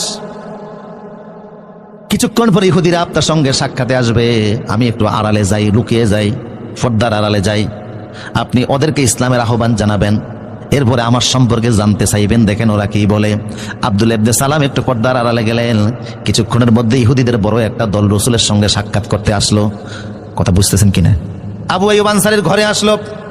ওরা আসার পরে সব ইহুদিদের কাল্লা রাসূল বলেন, ও ইহুদিরা, বলি আহলাল কিতাব তাআলাউ ইলা কালিমাতিন সাওয়াইন বাইনানা ওয়া বাইনাকুম আল্লা না'বুদা ইল্লাল্লাহ। ও ইহুদিরা, তোমরা তো জানো আমি আল্লাহর রাসূল, এতে কোনো সন্দেহ নাই। আমি কোরআনের সাথে করে নিয়ে এসেছি, সর্বশেষ নবী হিসাবে এসেছে, রাসূল হিসাবে এসেছে। ঈসা এবং মূসা ওনারা আমার ব্যাপারে সত্যায়ন করেছেন, ভবিষ্যৎবাণী করে গেছেন যে আমি আসব। আমি যখন এসে গেলাম, তোমরা আমার হাতে হাত রেখে কালেমা পড়ে মুসলমান হয়ে জান্নাতি হয়ে যাও। ইহুদিরা বলল, না, বাপ দাদার ধর্ম ছাড়বো না। রাসূল বললেন, এটা তোমাদের ব্যক্তিগত ব্যাপার। কথা বুঝেন কিনা? তবে তোমাদের মধ্যে কাইফা ফিকুমুর রাজুল আব্দুল্লাহ ইবনে সালাম, তোমাদের না একজন নেতা আছে আব্দুল্লাহ ইবনে সালাম, উনি কেমন মানুষ? সবাই বলল, ক্বালু হুয়া আখিয়ারুনা ওয়া আবুহু আখিয়ারুনা। আমাদের কমিউনিটির যিনি আব্দুল্লাহ ইবনে সালাম যার নাম আপনি বললেন, উনি আমাদের মধ্যে সবচেয়ে শ্রেষ্ঠ মানুষ, ওনার বাবাও সবচেয়ে শ্রেষ্ঠ মানুষ। ও আলামুনা ও আলামু আবুনা, তার বাবা আমাদের সমাজের সবচেয়ে বড় আলেম, উনিও আমাদের সবচেয়ে সমাজের বড় আলেম। আমাদের কমিউনিটিতে ইহুদি পাড়ায় ওনার চাইতে বড় আলেম কেউ নাই, সব ওনার চাইতে ভালো মানুষ আর কেউ নাই। রাসূল বলেন, আচ্ছা, সে আব্দুল্লাহ ইবনে সালাম যদি কালেমা পড়ে মুসলমান হয়ে যায়, তোমরা কি মনে করো? আল্লাহ হেরে মাফ করুক। এটা জীবনও হতে পারে না, আমাদের নেতা বুঝে কালেমা পড়বে। এমন সময় পর্দার আড়ালে লুকানো থেকে আব্দুল্লাহ ইবনে সালাম সামনে এসে বললেন, ইহুদিরা তোমরা সাক্ষী থাকো, আশহাদু আল্লা ইলাহা ইল্লাল্লাহু ওয়াহদাহু লা শারীকা লাহু ওয়া আশহাদু আন্না মুহাম্মাদান আবদুহু ওয়া রাসূলুহু। আব্দুল্লাহ ইবনে সালাম কালেমার ঘোষণা দিলেন, আল্লাহু আকবার। এখন ইহুদিরা চিৎকার মেরে উঠলো, কয় হুয়া শাররুনা ওয়া আবু শাররুনা, হে মুহাম্মদ, এর চাইতে নিকৃষ্ট মানুষ আমাদের সমাজে আর কেউ নাই, এর চাইতে মূর্খ লোক আর কেউ নাই। রাসূল কয়, একটু আগে কইলা কি, এখন কও কি? কথা বুঝেন কি না? একটু আগে না বলছো এর চাইতে ভালো মানুষ আর কেউ নাই, এর চাইতে ভালো আলেম আর কেউ নাই, এখন কও এর চাইতে জাহেল আর কেউ নাই, এর চাইতে মূর্খ লোক আর নিকৃষ্ট লোক আর কেউ নাই। তার মানে আমার দলে থাকলে অনেক বড় কিছু, আমার দলে না থাকলে অন্য কিছু। আমার দলে থাকলে বয়স যদি 40 হয়, হেতো মুক্তিযোদ্ধা। কথা কয় না কেন? আমার বাড়িতে একজন আছে, আমার আব্বা মুক্তিযোদ্ধা ছিলেন, আলহামদুলিল্লাহ। আর আমার বিপক্ষে থাকলে, যদিও দেশের জন্য, মানুষের জন্য, কোরআনের জন্য অনেক খেদমত করেছে, তারপরেও তার বিরুদ্ধে তোকমা আছে না নাই? হে রাসূল, এটা ওদের পুরাতন রীতি, বুঝেন না আপনারা কথা? এটা ওদের পুরাতন অভ্যাস, পুরাতন রীতি। ইয়া রাসূলুল্লাহ, আল্লাহ রাসূল বললেন, আব্দুল্লাহ ইবনে সালাম, ঠিক আছে, এরা যেহেতু হই হাল্লা শুরু করলো, রাসূল ওদেরকে বের করে দিলেন, যাও চলে যাও, তোমাদের অভ্যাস আগেরটাই পরিচয় দিয়েছো, কিছুক্ষণ আগে কি বলেছো, এখন কি বলতেছো, তোমরা নিজেরাই স্ববিরোধী। কথা বুঝেন কিনা? এই পর্যায়ে এসে আমি এখন যা বুঝাতে চাই, আছেন আমার সাথে? এই আব্দুল্লাহ ইবনে সালাম, উনি কালেমা পড়লেন, সহিভাবেই পড়লেন, ওনার সাথে আরো একদল ইহুদি সবাই কালেমা পড়ে মুসলমান হয়ে গেছে। আব্দুল্লাহ ইবনে সালাম এমন খাঁটি মুসলমান হলেন, আল্লাহ রাসূল এক হাদিসে বললেন, ওহুয়া আশিরুন মিন আশারাতিন মিন আহলিল জান্নাহ, জান্নাতের যদি 10 জন লোকের লিস্ট করা হয়, ওই জান্নাতের 10ম ব্যক্তি হলো আব্দুল্লাহ ইবনে সালাম।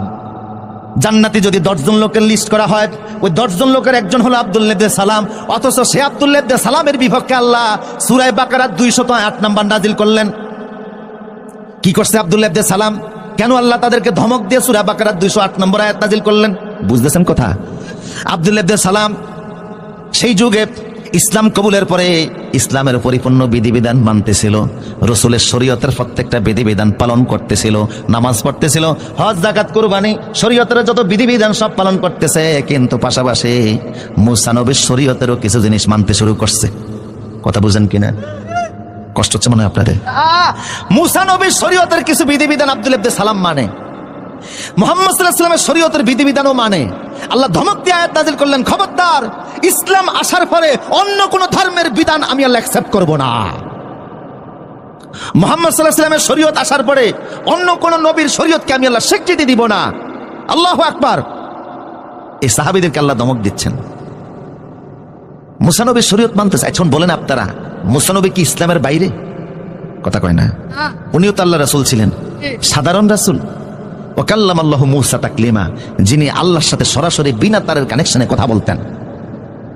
তুর পাহাড়ে গিয়ে যখনই আল্লাহরে ডাক দিতেন, আল্লাহ ডাকের সাড়া দিতেন। কথা বলতে গিয়ে বলছেন, আল্লাহ কথা বলতে এত মজা, না জানি তোমার দেখতে কত মজা। আল্লাহ বললেন, না দেখার চিন্তা করিও না। উনি কয় না, একটু দেখি না চেষ্টা করিয়া। আল্লাহ বললেন, টেস্ট পরীক্ষা দাও। টেস্টের নমুনা হিসাবে আল্লাহ যতটা পরিমাণ নূর তুর পাহাড়ে ছেড়ে দিলেন। উনি ওই নূরের হিট সহ্য করতে না পেরে বেহুশ হয়ে পড়ে গেলেন। ফালাম্মা তাজাল্লা রাব্বুহু লিল জাবাল জাআলাহু দাক্কা ওয়া খাররা মূসা সায়কা, যখন তিনি বেহুশ হয়ে জমিনে পড়ে গেলেন, 7 দিন পর্যন্ত মূসা নবীর কোনো হুঁশ ছিল না। কয়দিন? 7 দিন পরে আল্লাহ বলে, মূসা রে, টেস্ট পরীক্ষাতে পাস করো নাই, এখন কি দেখার ইচ্ছা আছে নাকি? উনি কয়, ক্বালা ইন্নী তুবতু ইলাইকা ওয়া আনা আউয়ালুল মুমিনিন। আল্লাহ তওবা করলাম, জীবনও দেখার নাম নিতাম না। বুঝতে পেরেছি দেখার চিন্তা করে আমি ভুল করছি, তবে জান্নাতে দেখা দিও। তাইলে দেখতে না ফেললো, আল্লাহ নূরের হিট তাজাল্লির একটা ধাক্কা তো খাইছে। কথা বলেন ঠিক কিনা? তাওরাত ওনার উপরে এসেছে, জলিল কদর পয়গম্বর ছিলেন, রাসূল ছিলেন, আল্লাহ নূরের হিটের ধাক্কাও খেলেন, অথচ সেই নবীর শরীয়ত মানতেছে। আল্লাহ ধমক দিয়ে বললেন, খবরদার মুহাম্মদ সাল্লাল্লাহু আলাইহি ওয়াসাল্লামের শরীয়ত আসার পরে অন্য কোন নবীর শরীয়ত মানা যাবে না। এখন প্রশ্ন, আব্দুল্লাহ ইবনে সালাম মুসা নবীর কি মানতেছিল যে আল্লাহ ধমক দিলেন? কথা বুঝতেছেন কিনা?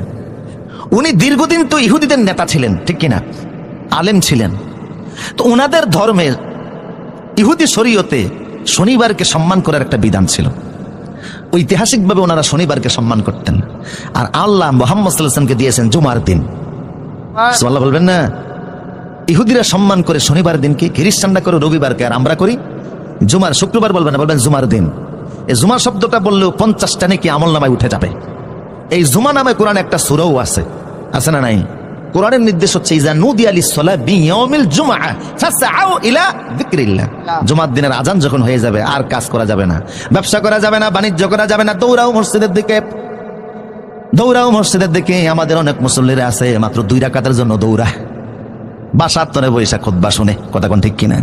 আমার মসজিদে, 4তলা মসজিদ, দূর দূরান্ত থেকে অনেক মুসল্লিরা নামাজ পড়তে ঢাকা উত্তর বাড্ডা যায়। এখন আশপাশের যারা আছে তারা দেখে দূরের লোকেরা এসে জায়গা আগে দখল করে, এই জন্য হেরাবাজ জায়নামাজ বিছান শুরু করছে। মানে জায়নামাজ বিছিয়ে জায়গা দখল করে পরে আসে। আমি যখন জানলাম, আমি ধমক দিলাম, পরে জায়নামাজ সরিয়ে লাইছে। রাসূল বলেছে, জুমার দিন তুমি যদি সবার আগে আগে যাও, ইমাম সাহেবের কাছে গিয়া বসো, ওদানা মিনাল ইমাম, ইমামের কাছাকাছি বসো, ফাস্তামা আল খুতবা, খুতবাগুলি যদি মনোযোগ সহকারে শোনো, তোমার বাড়ি থেকে মসজিদ পর্যন্ত যেতে প্রত্যেকটা কদমে আল্লাহ 1 বছরের আমলনামায় সওয়াব দান করে দিবেন, আর 1 বছরের গুনার সমস্ত আল্লাহ আমলনামা থেকে মিটিয়ে দিবেন। হাদিসটা সহিহ। 1 বছর নফল নামাজ পড়লে, রোজা রাখলে যে সওয়াব 1 কদমে আল্লাহ আমলনামায় দিবেন, সেই সওয়াব। তার মানে হলো, তোমার বাড়ি থেকে মসজিদ পর্যন্ত যদি 100 কদম হয়, 1 জুমার দিনে 100 বছরের নাকি আমলনামায় উঠবে, 100 বছরের গুনাহকে আল্লাহ মিটিয়ে দিবেন। তাহলে আল্লাহ আমাদেরকে দিলেন কোন দিন? মুহাম্মদ সাল্লাল্লাহু আলাইহি ওয়াসাল্লামকে আল্লাহ কোন দিন দিয়েছেন? আর ইহুদিদের ছিল শনিবার। আব্দুল্লাহ ইবনে সালাম পূর্বের অভ্যাস অনুযায়ী শনিবারকে একটু সম্মান করত। আর ইহুদি ধর্মে ওটের গোশত খাওয়া হারাম ছিল। কিসের গোশত? ওটের গোশত কিন্তু ইসলামে হালাল না হারাম? হালাল। ইসলামে ওটের গোশত খাওয়া হালাল। আব্দুল্লাহ ইবনে সালাম বলছে, হে রাসূল, আমি ভালো করে জানি ইসলামে ওটের গোশত খাওয়া হালাল, আমিও হালাল মনে করি, হারাম মনে করি না, কিন্তু পুরানো অভ্যাস অনুযায়ী হালাল মনে করার পরেও আমি খেতে চাই না। এই কারণে আল্লাহ এই মাত্র দুটি কারণে ধমক দিয়ে বললেন, খবরদার, ইসলামে যেহেতু ওটের গোশত হালাল করা হয়েছে, পূর্বের অভ্যাস অনুযায়ী এটাকে বাদ দেওয়া যাবে না। অসুস্থতার কারণে, রোগের কারণে তুমি গোশত না খাও, সেটা ভিন্ন জিনিস, কিন্তু মুসা নবীর শরীয়তের কারণে ওটের গোশত ছেড়ে দিবে, এটা আমি আল্লাহ বরদাস্ত করব না। কথা বুঝতেছেন কিনা? তোমার ডায়াবেটিস আছে, হার্টের রোগ আছে, তুমি গরুর গোশত না খাও, সেটা ভিন্ন জিনিস, কিন্তু অন্য ধর্মের ফিতির কারণে তুমি গরুর গোশত ভালোবাসবা না, গরু কুরবানি দিতে পারবে না, গরু কুরবানি দিলে অন্য ধর্মের প্রতি তোমার অশ্রদ্ধা হয়, এটা ইসলাম কখনো মেনে নিতে পারবে না। ভিন্ন ধর্মের কারণে শরীয়তে মুহাম্মদের কোন জিনিসকে অবজ্ঞা করা হবে, এটার কোনো সুযোগ নাই। কেমন সাহাবীদেরকে আল্লাহ ধমক দিলেন, শনিবারকে সম্মান করে আর ওটের গোশত খায় না, আল্লাহ ধমক দিয়ে দিলেন, খবরদার, মুহাম্মদ সাল্লাল্লাহু আলাইহি ওয়াসাল্লামের শরীয়তে যা আসছে তা মানতেই হবে। কথা বলেন ঠিক কিনা? এর বাইরে অন্য কোন ধর্মের বিধিবিধান মানা, এতক্ষণ তো যে কইছেন, এবার আপনাদেরকে ধরতেছে। এই যে খেলা আসছে, কি আসছে? এই খেলা শব্দ নিয়ে তো এখন কত মুসিবত, কয় খেলা হবে, এটা আর যাই হোক রাজনৈতিক ভাষা হতে পারে না। কথা বলেন ঠিক কিনা? রাজনীতি একটা আদর্শ, ঠিক কিনা বলেন? এখন আর্জেন্টিনার ব্রাজিল খেলতেছে না, আমার দেশের 30 লক্ষ শহীদের বিনিময়ে দেশ স্বাধীন হলো, এই দেশের পতাকাও যুবকরা এত উড়ায় না, ব্রাজিলের আর্জেন্টিনার পতাকা যত উড়ায় তো উড়ায়। ভোট ডিম বিক্রি করে পয়সা দিয়ে পতাকা উড়াইতে গেছে, বউ ঝাড়ু নিয়ে দৌড়ান শুরু করছে। বগুড়াতে দেখলাম যে ব্রাজিল গ্রেপ্তার হয়েছে। আরে বাবা, বাংলাদেশে ব্রাজিল গ্রেপ্তার হয়েছে মানে কি? দেখলাম এক মামলার 22 মামলার আসামি শীর্ষ সন্ত্রাসী, ওরে পুলিশে পাইয়া গ্রেপ্তার করছে, পত্রিকার শিরোনাম যে ব্রাজিল গ্রেপ্তার। আর তুমি আর্জেন্টিনা সাপোর্ট করো, দক্ষিণ আমেরিকার একটা সবচেয়ে বড় দেশ হলো আর্জেন্টিনা, সেই দেশে আজান দেওয়া নিষিদ্ধ। কি নিষিদ্ধ? আজান দেওয়া নিষিদ্ধ। 4,45,00,000 লোক এই দেশে বসবাস করে, এর ভিতরে 91% হলো খ্রিস্টান, রাষ্ট্রীয় ধর্ম হচ্ছে খ্রিস্টান। 91% লোক বসবাস করে, 3% ইহুদি, 2% হলো মুসলমান। বিশাল বড় দেশ, সেই দেশের অর্ধেক ম্যানুফ্যাকচারিং থেকে তাদের 25% রেমিটেন্স আসে। খ্রিস্টানদের দেশ, রাষ্ট্র ধর্ম খ্রিস্টান। যেই দেশের পতাকা তুমি তোমার দেশে টানাও, অথচ সেই দেশের জাতীয় খেলা কিন্তু ফুটবল না। বুঝতেছেন এই কথা? আর্জেন্টিনার জাতীয় খেলা হচ্ছে ফাতু। কি? আমার দেশের জাতীয় খেলার নাম কি? হ্যাঁ, হাডুডু। খেলছেন নি? ছোটবেলায় খেলছেন, ঠ্যাং ঠ্যাং না ধরে না, এর নাম হাডুডু। কিন্তু যেই দেশের কথা বলছে আর্জেন্টিনা, সেই দেশের জাতীয় খেলার নাম হলো ফাতু। এটা ঘোড়ার উপরে দাঁড়িয়ে বৈশা বৈশা খেলতে হয়, কম্বিনেশন মার্ক খেলা। সারা পৃথিবীতে তারা খেলার ফুটবলে পরিচিত। 1978 সালে তারা একবার বিশ্বকাপ ফুটবল জিতেছে, 1986 সালে বিশ্বকাপ ফুটবল জিতেছে। আমার দেশের এমন কোন যুবক নাই মেসি আর ম্যারাডোনার নাম না জানে। কথা কোন ঠিক কিনা? অনেকে হয়তো বা 5 জন সাহাবীর নাম বলতে পারবে না, কিন্তু ম্যারাডোনারে ভালো করেই চিনে। যে আর্জেন্টিনা ব্রাজিলের জন্য তুমি সমর্থন দিচ্ছ, ওদের পতাকা টানাতে গিয়ে বিদ্যুৎ স্পষ্ট হয়ে মারা পর্যন্ত যাচ্ছে। মিছিল করতেছো, মিটিং করতেছো, আবার দাবি করতেছো তো তুমি ইসলামে আসো। অমুসলিমদের কৃষ্টি কালচারকে সমর্থন করে ইসলামে থাকার কোনো সুযোগ নাই। আব্দুল্লাহ ইবনে সালাম শনিবারকে সম্মান করে, আল্লাহ ওইটা মানে না। আর তুমি অন্য দেশকে ভালোবাসতে গিয়া, তুমি পতাকা লাগাতে গিয়া জীবন শেষ করে দিচ্ছ। তুমি মনে করতেছো তুমি ইসলামে আসো। কথা বুঝেন কিনা আমার প্রিয় সুদীপ? কাফের মুশরিকদের কোন রীতিনীতি ইসলাম পছন্দ? আপনারা বলতে পারেন, হুজুর যুবকদেরকে তো বললেন আমরা তো আর পতাকা টানাই না। কথা বুঝেন না? এই খেলা নিয়ে বাজি ধরা হয়, এরকম আছে না নাই? খেলা ধরতে গিয়ে মিছিল হয়, মিটিং হয়, পয়সা খরচ হয়, একটার প্রতি ইসলামের কোনো সমর্থন? আমার প্রিয় সুদীপ, আল্লাহ পাক বললেন, ও সাহাবীরা খবরদার, ইয়া পড়েন, ইয়া আইয়ুহাল্লাযীনা আমানু দুখুলু ফিস-সিলমি কাফা ওয়া লা তাত্তাবিউ খুতুওয়াতিশ শাইতান ইন্নাহু লাকুম আদুউম মুবিন। ও ঈমানদারেরা, ঈমান আনো, তারপর ইসলামে প্রবেশ করো। আব্দুল্লাহ ইবনে সালামের মাধ্যমে আল্লাহ আমাদেরকে বোঝাচ্ছেন, ইসলামে প্রবেশ করলে অন্য ধর্মের রীতিনীতি আদর্শ মানার কোনো সুযোগ। আমার প্রিয় সুদী, মুরব্বীরা বলতে পারেন, যুবকদেরকে বললেন আমাদের কি বলবেন? ইসলামের এমন কোন বিধিবিধান নাই, কৃষ্টি কালচার নাই যে আমাদের জীবনের পরতে পরতে নাই, সব জায়গায় আছে। কথা বুঝেন কিনা? আমি 2-4টা উদাহরণ দিচ্ছি, তাহলে ভালো বুঝবেন। অমুসলিমদের সংস্কৃতি আমরা আমাদের জীবনের অনেকাংশে মানি, এরপরও দাবি করি আমি ইসলামে আছি। উদাহরণস্বরূপ মনে করেন আমরা খাবার খাই, খান কিনা?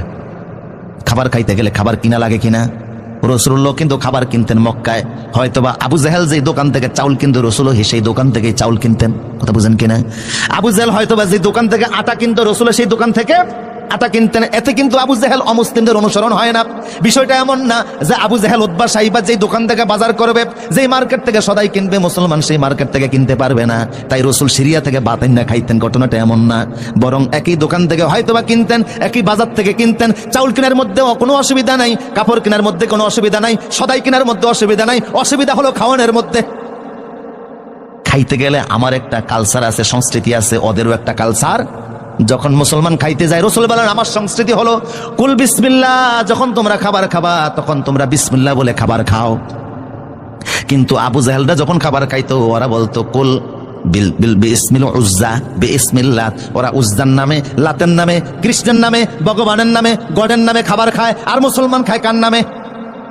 এই হচ্ছে পার্থক্য। তাইলে খাইতে গেলে ওদের একটা সংস্কৃতি আছে, আমারও একটা সংস্কৃতি আছে না নাই? ওরা হারাম খায়, শুকরের গোশত খায়, রক্ত খায়, অবৈধ টাকার ইনকাম খায়। আর মুসলমান খাবে ঠিক, কিন্তু হারাম খাইতে। আবার রাসূল সাল্লাল্লাহু আলাইহি ওয়াসাল্লাম বলতেন খাবার খাবা। এইখানে হলো মুসলিমদের সাথে আমাদের সাংস্কৃতিক পার্থক্য, বুঝেন কিনা? রাসূল বলতেন কুল বিয়ামিনিকা, খাও ডান হাতে খাও। কোন হাতে খাবেন? ওয়ালা তাকুলু বিশিমাল, বাম হাতে খাবা না। ফা ইন্না শাইতানা ইয়াকুলু বিশিমাল, কারণ শয়তান খায় বাম হাতে। যেরকম কোন হাতে? এখন কেমন কিছু মুসলমান আসেনি যারা বাম হাতে খায়। তাইলে ডান হাতে খাওয়া মুসলমানের সংস্কৃতি, ডান হাতে খাওয়া ইসলামিক কালচার, বাম হাতে খাওয়া কাফের মুশরিকের কালচার।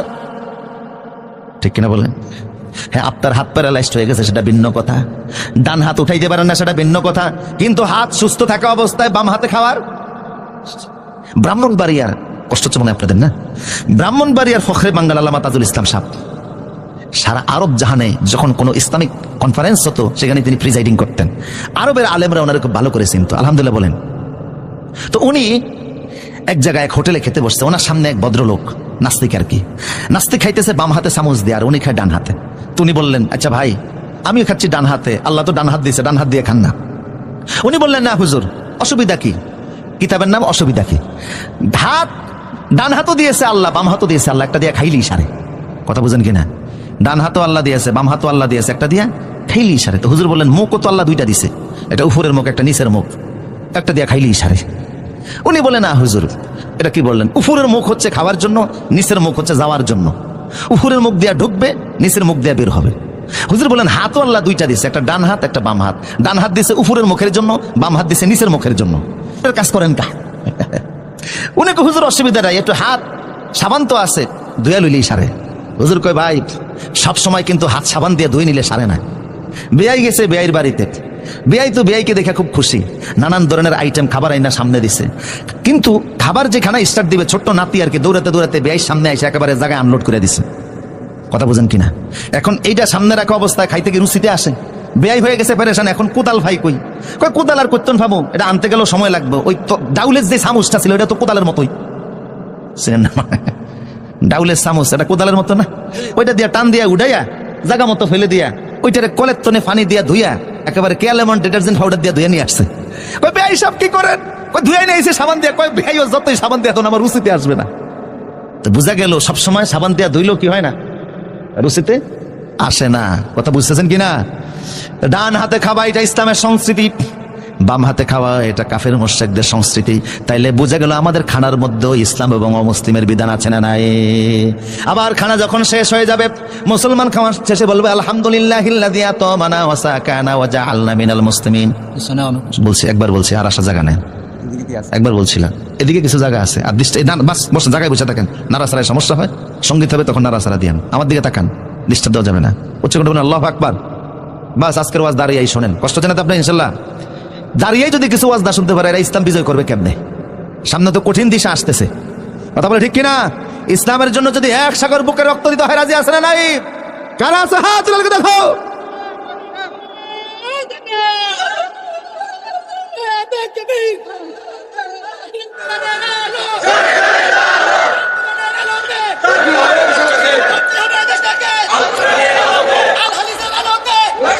আল্লাহ কবুল করুন, আল্লাহু আকবার, আল্লাহ কবুল করুন, বলুন আমিন।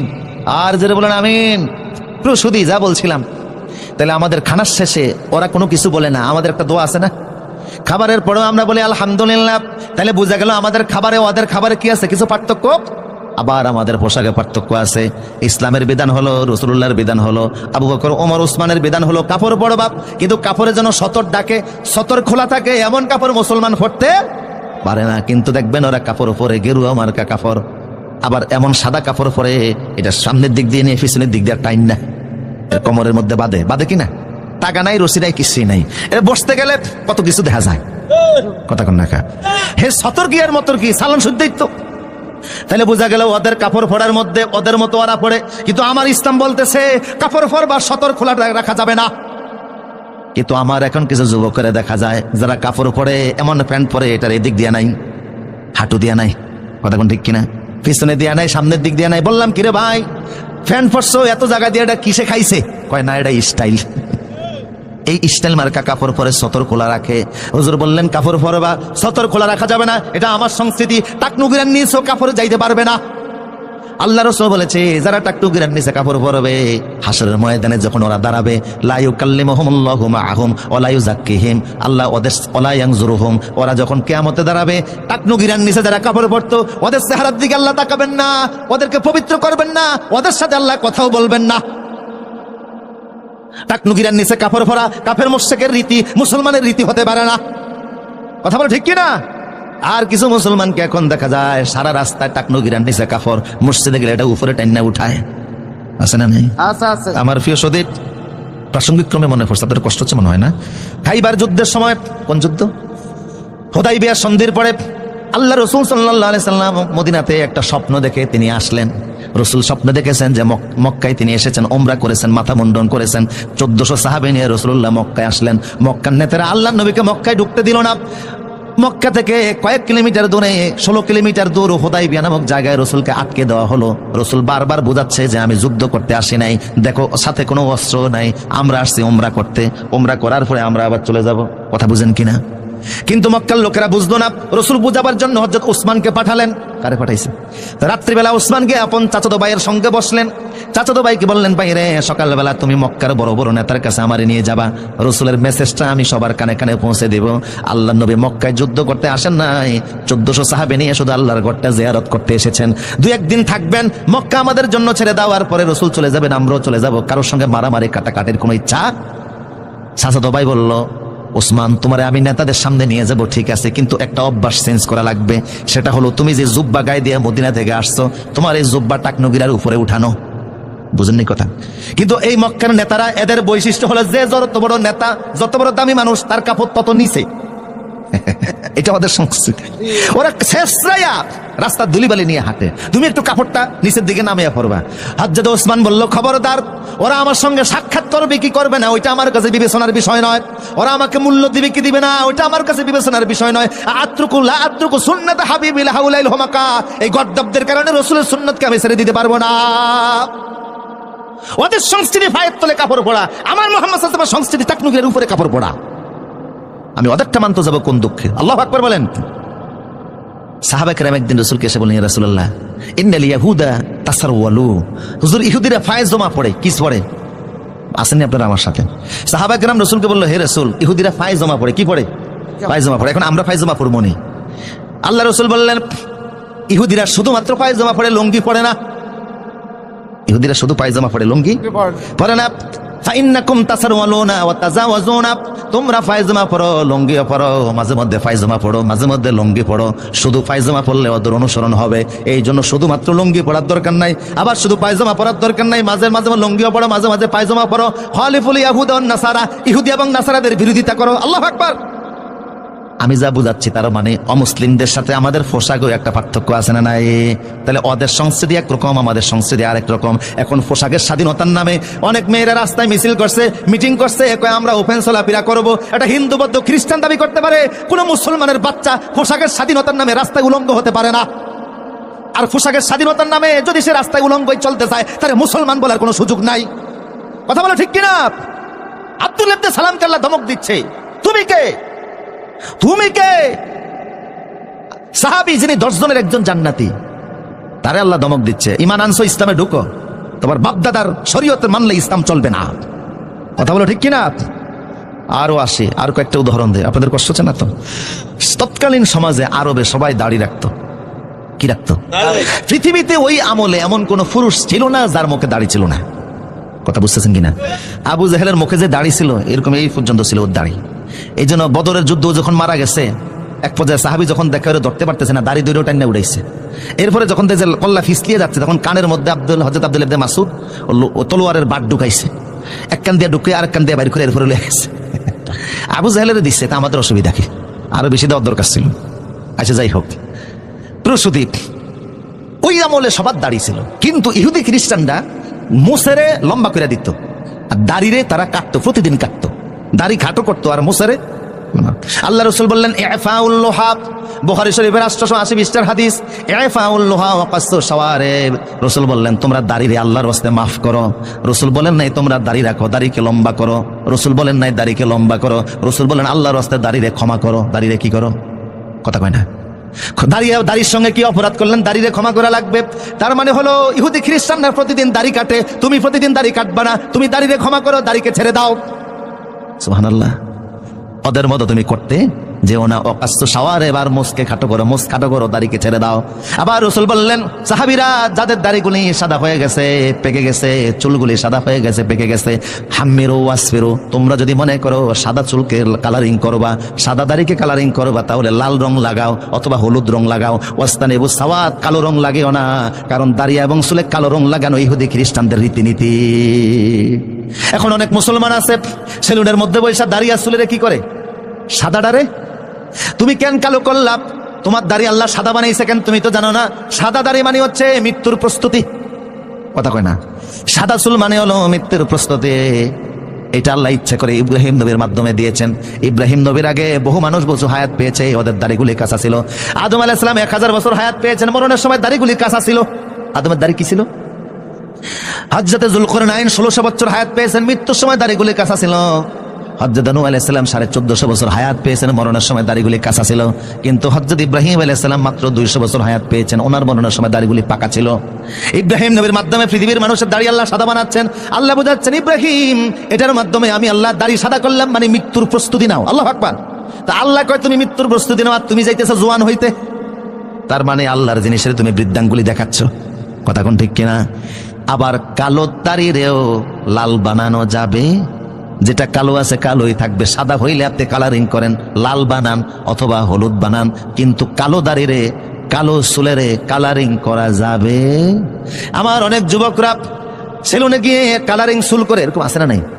দোকানে গিয়ে বলে মেসির মতো চুল রেখে দাও, রোনালদোর মতো রেখে দাও, রিভালদোর মতো রেখে দাও। তুমি মুসলমান আদর্শ মানতেছে কারে? আমার প্রিয় সদে, সুতরাং চুল দাড়ি তো অমুসলিমদের আদর্শ মানা যাবে। রাসূল সব জায়গায় বিরোধিতা করছে। আজকে আমাদের জীবনের সকল ক্ষেত্রে ইহুদি খ্রিস্টানদের অনুসরণ। রাসূল বিরোধিতা করছেন সব জায়গায়। আল্লাহ রাসূল সাল্লাল্লাহু আলাইহি ওয়াসাল্লাম দেখলেন ইহুদি খ্রিস্টানরা জুতা নিয়ে মসজিদে ঢুকে না। ওরা মনে করে মসজিদে জুতা নিয়ে প্রবেশ করা হারাম। ইহুদিরা মনে করতে মসজিদে জুতা নিয়ে প্রবেশ করা কি হারাম। এটার পক্ষে তাদের দলিলও আছে। মুসা আলাইহিস সালাম যখন তুর পাহাড়ে গিয়েছিল, আল্লাহ তখন মুসাকে দমক দিয়ে জুতা খুলাই ফেলছে। ফাখলানা আলাইক, মুসা ফায়েজ জুতা খোলো, ইন্নাকা বিল ওয়াদিল মুকাদ্দাস তুয়া, তুমি পবিত্র একটা উপত্যকার মধ্যে আছো, জুতা নিয়ে এখানে যাওয়া যাবে না। সে থেকে ইহুদিরা মনে করে কোন পবিত্র জায়গায় জুতা নিয়ে যাওয়া যাবে না, এমনকি মসজিদে জুতা নিয়ে প্রবেশ করাও হারাম। রাসূল বললেন এটা তাদের এই শরীয়ত মানা যাবে না। মুসলমান ইন্নাল ইয়াহুদা ওয়ান নাসারা লা ইউসাল্লুনা নিআলিহিম ওয়া খিফাফিহিম, ইহুদি খ্রিস্টান জুতা নিয়ে তারা মসজিদে ঢুকে না, হারাম মনে করে। আমি বলতেছি তোমরা জুতা নিয়ে নামাজ আদায় করো। আল্লাহু আকবার। জুতা নিয়ে কি পড়ো? নামাজ পড়ো। সাহাবা কেরাম জুতা নিয়ে নামাজ পড়তেন। জুতা পায়ে দিয়ে নামাজ পড়তে কোনো অসুবিধা নাই, যদি জুতা কি হয়। তার মানে এই নয় যে আপনি জুতার তলায় করে ময়লা নিয়ে মসজিদ নাফাক বানিয়ে দিবেন। মসজিদকে পবিত্র রাখা লাগবে। ইব্রাহিম নবীর আল্লাহ বলছেন আনতাখিরা বাইতি আলিত তাইফিনা ওয়ালা আকিফিনা ওয়া রুকাই সুজুদ। ইব্রাহিম আমার ঘর কাবাকে পবিত্র রাখো, মসজিদ পবিত্র রাখা, পরিচ্ছন্ন রাখা, এটা ঈমানের অঙ্গ। আল্লাহ রাসূল বলতেন ইজা রাআইতুমুর রাজুলু ইয়াতাদু ফিল মাসাজিদ ফাশিদু লাহু বিল ঈমান, মসজিদ ঝাড়ু দিয়া যারা পবিত্র রাখে ওদেরকে তোমরা মুমিন বলে স্বীকৃতি দিয়া দিও। তাই মসজিদ পবিত্র রাখতে হবে। কিন্তু এমন জুতা পরলেন যে জুতা নিয়ে মসজিদে ঢুকলে মসজিদ নাপাক হয় না, আর নামাজ পড়তে গেলে রুকু সিজদার ব্যাঘাত ঘটে না। এই অবস্থায় জুতা নিয়ে নামাজ পড়া জায়েজ আছে না নাই? আমার প্রিয় সদী, তার মানে হলো ইহুদি খ্রিস্টানদের বিধিবিধান মানা যাবে না। আমার ভাইরা এখন আসেন, আব্দুল ইবনে সালামকে আল্লাহ পাক বললেন, মনোযোগ আছে, উদখুলু ফিস সিলমে মুসা নবীর শরীয়ত মানা যাবে না, মুহাম্মদ সাল্লাল্লাহু আলাইহি ওয়াসাল্লামের শরীয়ত পরিপূর্ণরূপে মানা লাগবে, অন্য কোন ধর্মের রীতিনীতি পালন করা যাবে না। আর আমি সংক্ষিপ্ত টাচ দেয়া দেখলাম অমুসলিমদের রীতিনীতি আমাদের জীবনের পরতে পরতে আছে, আমাদের বিয়ে শাদীতে আছে, আমাদের সংস্কৃতিতে আছে। 31 নাইট পালন করেন, এটা কার সংস্কৃতি? 14 ফেব্রুয়ারি ভালোবাসা দিবস পালন করেন, কার সংস্কৃতি? পহেলা বৈশাখের নামে উন্মাদনা করেন, এটা অমুসলিমদের সংস্কৃতি। কথা বলো ঠিক কিনা? এমনকি আমার প্রিয় সতী, কোরআনের আইন আল্লাহ দিয়েছেন দেশ ও সমাজ রাষ্ট্র পরিচালনা করার জন্য। আল্লাহর সে আইন বাদ দিয়ে ব্রিটিশদের আইনে আমরা দেশ ও সমাজ চালাই। কথা কোন ঠিক কিনা? অমুসলিমদের আইন দিয়ে বিচার ফায়সালা করি, রাষ্ট্র সমাজ চালাই। আর তুমি মনে করি ইসলামের মধ্যে আছে? এত সোজা না। কথা বলো ঠিক কিনা? ইসলামে যখন ঢুকেছো আর কারোর আইন মানা যাবে না। সংসদ থেকে শুরু করে জীবনের সকল ক্ষেত্রে আল্লাহর আইন মানতে হবে। ঠিক কিনা বলেন? এখন শেষ কথা বলছি। আল্লাহ কি বললেন? উদখুলু ফিস সিলমি কাফা, ইসলামে প্রবেশ করো। তাহলে ইমানদার যারা ইমান আনছে ওদেরকে বললেন আল্লাহ ইসলামে ঢুকো। তার মানে হচ্ছে ইমান এক জিনিস, ইসলাম আরেক জিনিস। এখন ইমান কি আর ইসলাম কি? সংক্ষেপ বলছি, 2 মিনিটের ভিতরে বলছি। ইমান শব্দের অর্থ হচ্ছে বিশ্বাস। ইমান শব্দের অর্থ কি? আল্লাহর প্রতি বিশ্বাস, আখিরাতের প্রতি বিশ্বাস, পরকালে বিশ্বাস, নবী রাসূলে বিশ্বাস, তাকদীরে বিশ্বাস। শুধু এক কথায় বিশ্বাসের নাম হলো, আওয়াজ দিয়ে বলেন, বিশ্বাসের নাম হলো ইমানের আরেক নাম বিশ্বাস। আর ইসলাম কি? হাদিসে জিব্রাইল, হাদিসে জিব্রাইলের মধ্যে আছে ইসলাম হলো আনতাশহাদা আল্লা ইলাহা ইল্লাল্লাহ ওয়া আন্না মুহাম্মাদুর রাসূলুল্লাহ ওয়া তুকিমুস সালাহ ওয়া তুতিয়াজ যাকাত ওয়া তাসুমা রমাদান। ইসলাম মানে হচ্ছে আল্লাহ এবং রাসূলে বিশ্বাস করা, নামাজ প্রতিষ্ঠা করা, যাকাত দেওয়া, হজ পালন করা, অর্থাৎ ইসলামের যাবতীয় আদেশ পালন করা। সুবহানাল্লাহ। তাহলে কোরআন ও সুন্নাহর যাবতীয় আদেশ পালনের নাম হলো ইসলাম, শুধু বিশ্বাসের নাম হলো ঈমান। কথা কোন ঠিক কিনা? যারা শুধু বিশ্বাস করে বসে আছে এদের ঈমান আছে, কিন্তু ইসলামের বিধিবিধান পালন না করলে ইসলামে ঢুকছেনি। কথা বলেন না? তাই আমাদের সমাজে এখন মুসলমান, ইসলাম যারা পালন করে এরা হলো মুসলিম, ঈমান বিশ্বাস যারা আনছে এরা হলো মুমিন। আমাদের সমাজে এখন মুমিন বেশি না মুসলিম বেশি? কথা কোন না? মুমিন বেশি। কথা কোন ঠিক কিনা? শুধু বিশ্বাসের নাম হলো ঈমান, আর ইসলামের যাবতীয় পালন করার নাম হলো ইসলাম। আমাদের সমাজে এখন ঈমানদার বেশি, মুসলমান আমরা কয়জন? কোরআন ও সুন্নাহর যাবতীয় বিধিবিধান পালন না করা পর্যন্ত ইসলামে প্রবেশ হয় না। যখন আমরা আল্লাহর কোরআনের সব বিধান মানবো তখন আমি ইসলামের সকল কিছু মানতে লাগলাম, আমি খাঁটি মুসলিম হয়েছি। কথা কোন ঠিক কিনা? এই জন্য ইমানদারের বহু উপরে মুসলিমের দাম। আমরা ইমানদার হইতে পারছি, মুসলিম হতে পারি নাই। তাই আল্লাহ বললেন আগে ঈমান আনো, তারপর ইসলামে প্রবেশ করো। আগে হচ্ছে ঈমান, পরে কি? ইসলাম। ওয়ালা তাত্তাবিউ খুতুওয়াতিশ শয়তান, কাফের মুশরিকদের অনুসরণ করো না, সে তোমাদের প্রকাশ্য শত্রু। আল্লাহ আমাদের সবাইকে এই সূরা বাকারার 208 নম্বর আয়াতের ভিত্তিতে যে কথাগুলি বলেছে আমল করার তৌফিক দান করুন। আজকের প্রধান মেহমান তিনি কিছুক্ষণের মধ্যে আসবেন, হুজুরের আলোচনাগুলি শুনে যাবেন। আমার অত্যন্ত শ্রদ্ধা। আমার যদি কেউ বাংলাদেশে জিজ্ঞেস করে আপনার প্রিয় আলোচক কারা, প্রথম তো আমি বলবো মাজলুম, কোরআনের 60 বছরের মুফাসসির,